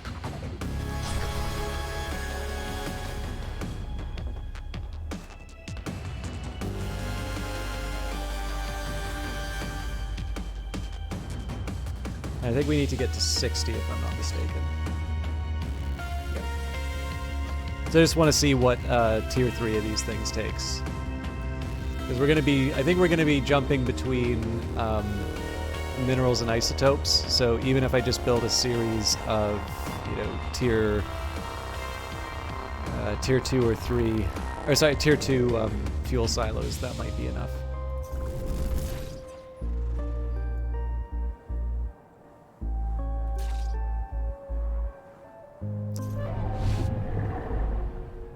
That's 10. So basically we've got 40k off of 15. So I basically just need one more of those, or I need to upgrade, but I think building a new one is easier.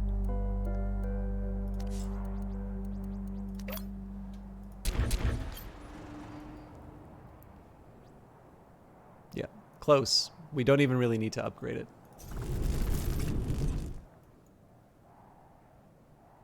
But I will, because I'm wasteful.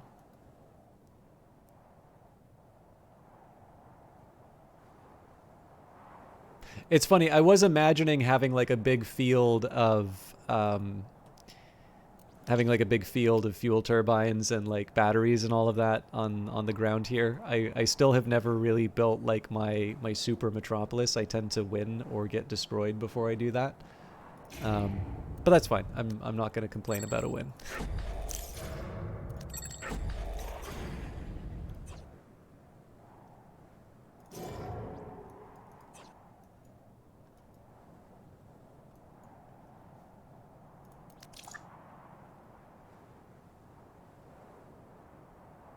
It is kind of neat, though. So I think from the original trailer, there was a... Oh, hey, we've already got fuel stockpiler.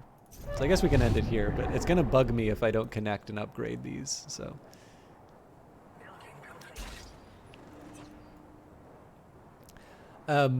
So in the original teaser for Industries of Titan, they talked about this idea of a combat bond, and I think the idea was that you would pay the council to be able to attack another corporation. Now, you know, we talked a little bit before about how, you know, the game has sort of undergone some changes in terms of priorities, and one of the benefits of that has been the introduction of this campaign mode, which I don't want to speak for the Industries of Titan community, but I actually feel like Brace Yourself isn't quite getting enough credit for here. I think there's a lot of focus on the fact that there were some things removed from the roadmap, but probably not enough focused on the fact that campaign mode is actually a really big change and a really interesting one. But because if you think of it, right, like we could spend plenty of time with this and just treat it like Zen mode. Or if I wanted, I can wrap this up, which is what I'm doing, and then just move on to the next level. And I feel like it's created more options, and it's actually fulfilled the spirit of a lot of the stuff that was on the roadmap. And basically what I had to give up for that, it seems like, is food, and I think there was eventually a plan to do something with lakes. Like I think you'd be able to make food from lakes, or you could further pollute the lakes instead. And again, we've talked about this before. Like, I think one of the things that's really appealing about Industries of Titan, both as a player but presumably to a designer, is that it just seems to constantly be a source of new ideas. And that's exciting, right? Like, it's nice to have games and to be able to think about games in that way.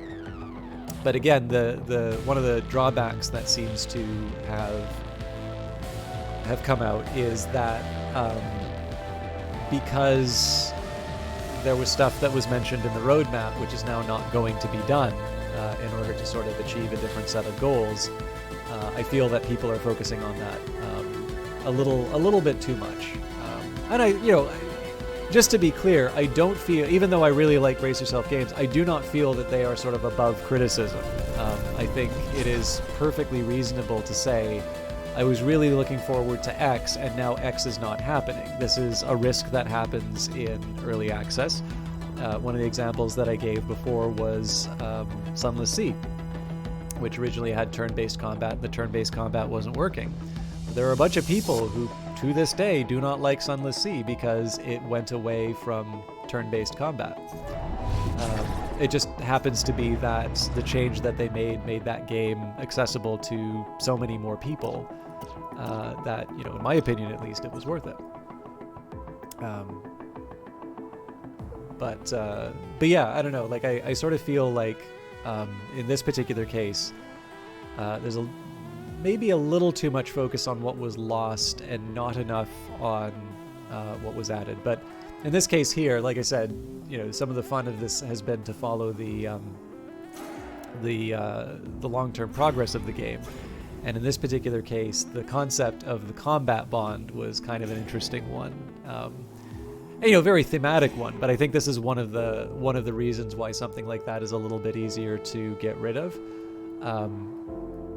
Because as nice as a thematic choice is, if it involves having to give up other features in order to be able to, you know, to implement it, well, clearly the other features are more important. The one actually that I regret a little bit more is, from what I understand, there were a couple of factions that were being worked on, and I think there was some background that was established for them. So my hope is that this game is quite successful and that we can see some of the new factions maybe brought in some kind of DLC. But if they're not, I mean, it'll just be a nice little thing to imagine, you know, wonder in the background what might have been. We'll wait for like the tell-all book to reveal the secrets of Titan. I'm really just waiting on the fuel silo here. I'm thinking somebody has to walk the isotopes over. There we go.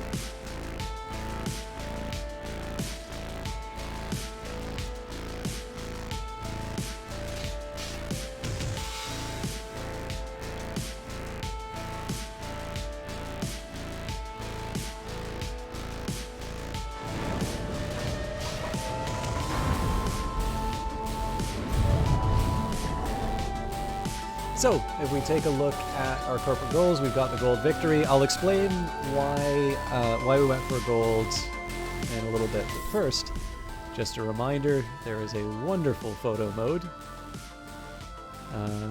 What gives? Let's see if we can get an interesting shot of my metropolis.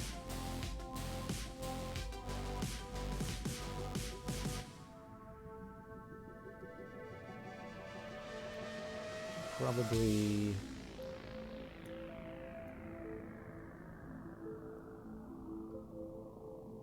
Ooh, we might be able to get Saturn in the background with my ships. Oh, wow! I never knew the storage centers looked like that. I mean, it makes sense, but I never imagined them as sort of like parking lots. So actually, there are a few things. Let's take a minute here and look at some of the advertising, because I know Sir Karma put some effort into this. I'm looking for the Grub one actually, because there was a I had a coffee that looked a lot like the Grub logo.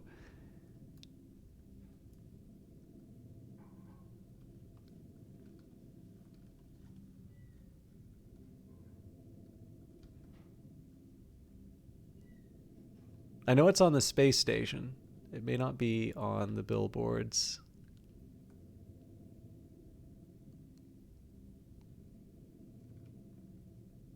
Yeah, it looks like it's a lot of transport advertising on the highway, which is funny because if you're on a highway, presumably you've got your transport, sorted. I can't seem to turn the camera any further there. All right.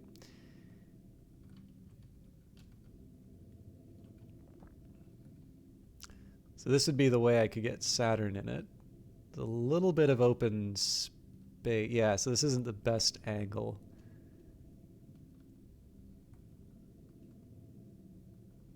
But still, I really like this photo mode. And I mean, again, tremendous credit to Sir Karma. I mean, it's not just, as with anything, it's never just the one person, but, you know, obviously he is a real talent for voxel art. And, you know, I'm very, very glad that both he agreed and that they thought to bring him on, because I really do think that it's added so much. And, you know, the soundtrack is great. There's some really clever ideas in this game. Like, again, everybody has just done wonderful things. And I can also tell you, it's easy to overlook QA, but there have been some considerable improvements in terms of some of the, the weird behaviors coming up. I also just like being able to see people on the street. Yeah, I don't know. I like being able to see this. There's a side of me that kind of wishes I could get a little bit lower in the photo mode, just so I could like really go through the streets and such. But I appreciate that it's not, it's not a photo game. Oh, did I not upgrade? I could have upgraded my conversion center. I didn't have the artifacts for it. Anyways, I probably won't take a full photo of it. It is kind of neat to see. I didn't quite intend it this way, but it's almost kind of like a little bit of a garden in the middle of all of these skyscrapers. It's actually kind of neat to see that. I wonder if you can see any citizens inside of it. Guess not. They're on their way. But yeah, this is fun. These are fun little details. Like, even if you don't use photo mode for photos, and I mean, how dare you? If that's true, there's lots of fun things to find in this. Also filters. Stop being so negative. I wonder, can you get the... Oh, you can. They did the proper black and white, where if you change the tint, you do get kind of different tones.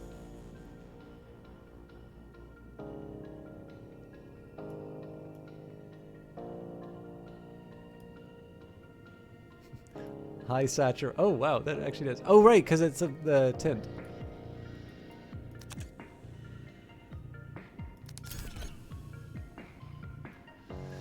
Anyways, sorry, I can get lost in photo mode. But what we are going to do, we will claim victory. I'm curious what my Congratulations on your victory, Founder. The Council appreciates your efforts. So we go under details. 13, is that what is it? 1,000, 100,000, million, 13 billion, 333, 892, 96 credits. That's market capitalization. You can get a full breakdown of all the details here. So they take out your initial net worth. You do have to pay for like employee salaries and pollution and all of that. But we made a lot of money by wiping out the rebel buildings. Now, it's worth remembering that in the game, your market cap is basically the difficulty. So like the rebel annoyance basically goes up based on your market cap. So of course, this is why the longer you spend, the higher your market cap goes up.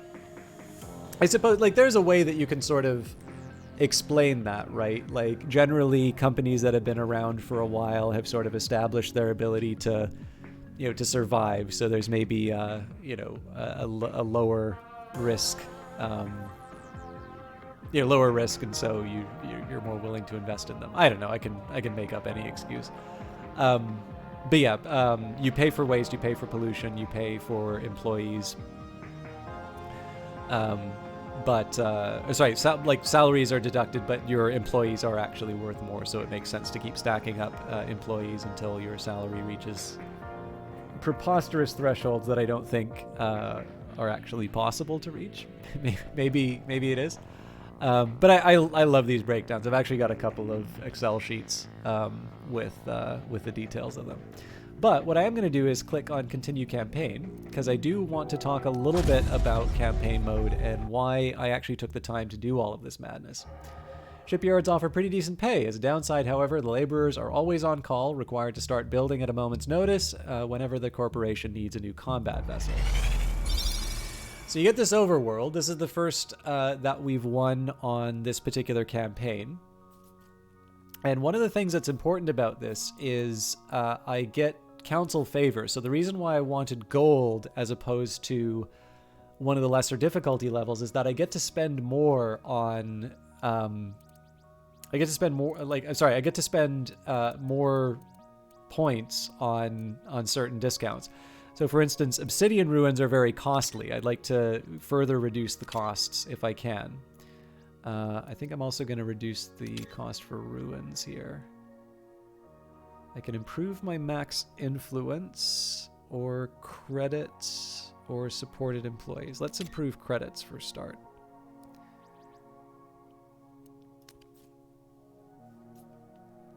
I might have made the wrong choice in terms of going with like resource patches and obsidian ruins, but I don't know. I feel like that'll give me a bit of an edge at the start. So one of the... Oh, purchasable land.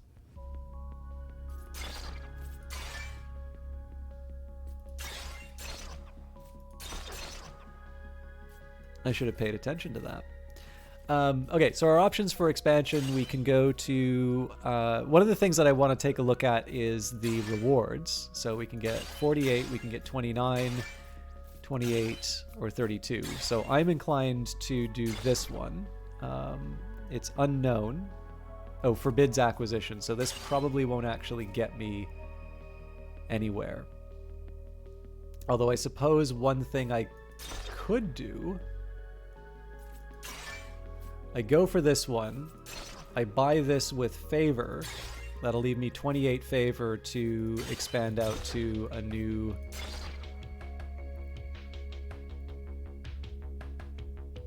location. So again, we need to capture 2 corporate sectors. We don't really have this... Oh yeah, actually, hang on. This is a lot easier than I think. Do this, buy this tile, claim this for the 94. And then I guess it's my choice as to whether or not I complete this one or this one. This is worth a little bit more, so I'll probably head into it. But yeah, we are going to select this section. It is craggy with sandstorms, 5 rebel camps, Titan rebel aggression. So this will be another tricky one for me to handle. But we like a challenge. There are rumors that ancient secrets hide within the giant crevices that line Titan's surface. It's difficult to know the truth when the only people foolish enough to go looking for them rarely return. Wow! I've never seen this environment. This is cool. Okay, I almost always go for human resources. So there's experimental fuel tanks. Fuel silos near crevices fill up with fuel automatically. They explode twice as big, explode for more damage, have 30% less health, and fuel turbine buildings are 50% less effective. I did not find this a very good bonus, to be honest. Eco-friendly resources. Factories no longer emit pollution. Factories can no longer be upgraded. This is actually not as... This is basically bringing factories back to the way that they were. I don't know if upgrading means you can't connect them. I think this just means to put them to another story, which we didn't do last time. But I do find human resources is a preposterously good starting bonus, so I'm going to select that. So that is one shame. If you are interested in Industries of Titan and would like to learn to play it... Oh. Hey, Founder. Was just checking my mail, seeing how some of my old crewmates are doing. One of them finally got a position with the contractors. He married into a contract and everything. If you marry into a contract, you get free land, free body mods, generous stipends, school for your kids, the works. But you also give up a lot. You fight for the council, so you're fighting all the time. And you know, you get shot. Some of those contractors are mostly made of carbon fiber at this point. And your kids are signed up for it too. It's a family thing. That seems wrong to me. I think this is a life you gotta choose to live. You can't force a kid into war on Titan without asking. My old crewmate thinks he's lucky, but I'm not so sure. Doesn't sound like such a sweet deal to me. So, this is the sort of stuff that makes me really interested in Alexa, because she definitely seems to be the one with the strongest moral compass out of all of the characters. Wow, 24 for an Isotopes patch. That's a really good upgrade that I got. But if you are interested in Industries of Titan, next week when I come back to the game, we will be going right from the start, so it's a little bit easier to explain things. Ooh, I gotta get a download done real quick. But yeah, it's definitely a lot easier to explain sort of first steps as we go by. But I have been streaming for an hour later than I was originally planning. I gotta go to... Well, I do eventually need to go to sleep, but I have a whole bunch of other business to take care of first. But I do want to see if anybody's online, particularly people who might be streaming Titan. So I'm sorry there's no music. I need a minute to see who's online.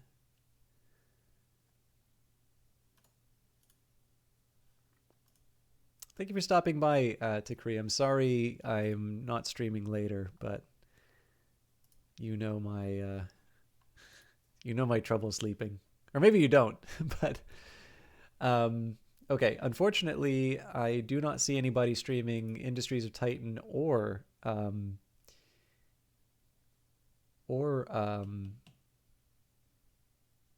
my apologies, brain fails me. Phantom Brigade. So I know I've hosted him a couple of times tonight, or the last couple of weeks, but W. Shand is still streaming, so we're gonna raid him. But yeah, he is doing his usual thing where he will play strange and scary games. These are usually things sort of that you've probably... Well, he has played a couple of better known, but these are usually horror games or otherwise sort of the very inexpensive and often overlooked games on Steam. And he does a decent job of it, I find. There are actually a couple that I've checked out. Like I've wanted to check out as a result of him playing them, but he's a friendly guy. I know him from Vancouver, and he is the best available. So Nexus General, thank you very much for gifting yet another sub to the channel, and all of you for hanging out. I realize the quality of the stream has been declining, and please, I assure you, I am working on it, but obviously the effort has not yet been rewarded. I will do my best, and I do have a few things that I'm going to be trying in between now and Friday. Friday, I'm probably going to be back to Against the Storm, or I might do something different, but I'm probably not going to do Cyberpunk again. I will likely do that in, on just days that are not regular casting days. But please enjoy Shand, and I will see you in a couple of days. And for those of you who I don't, have a Merry Christmas and enjoy your time off. Bye.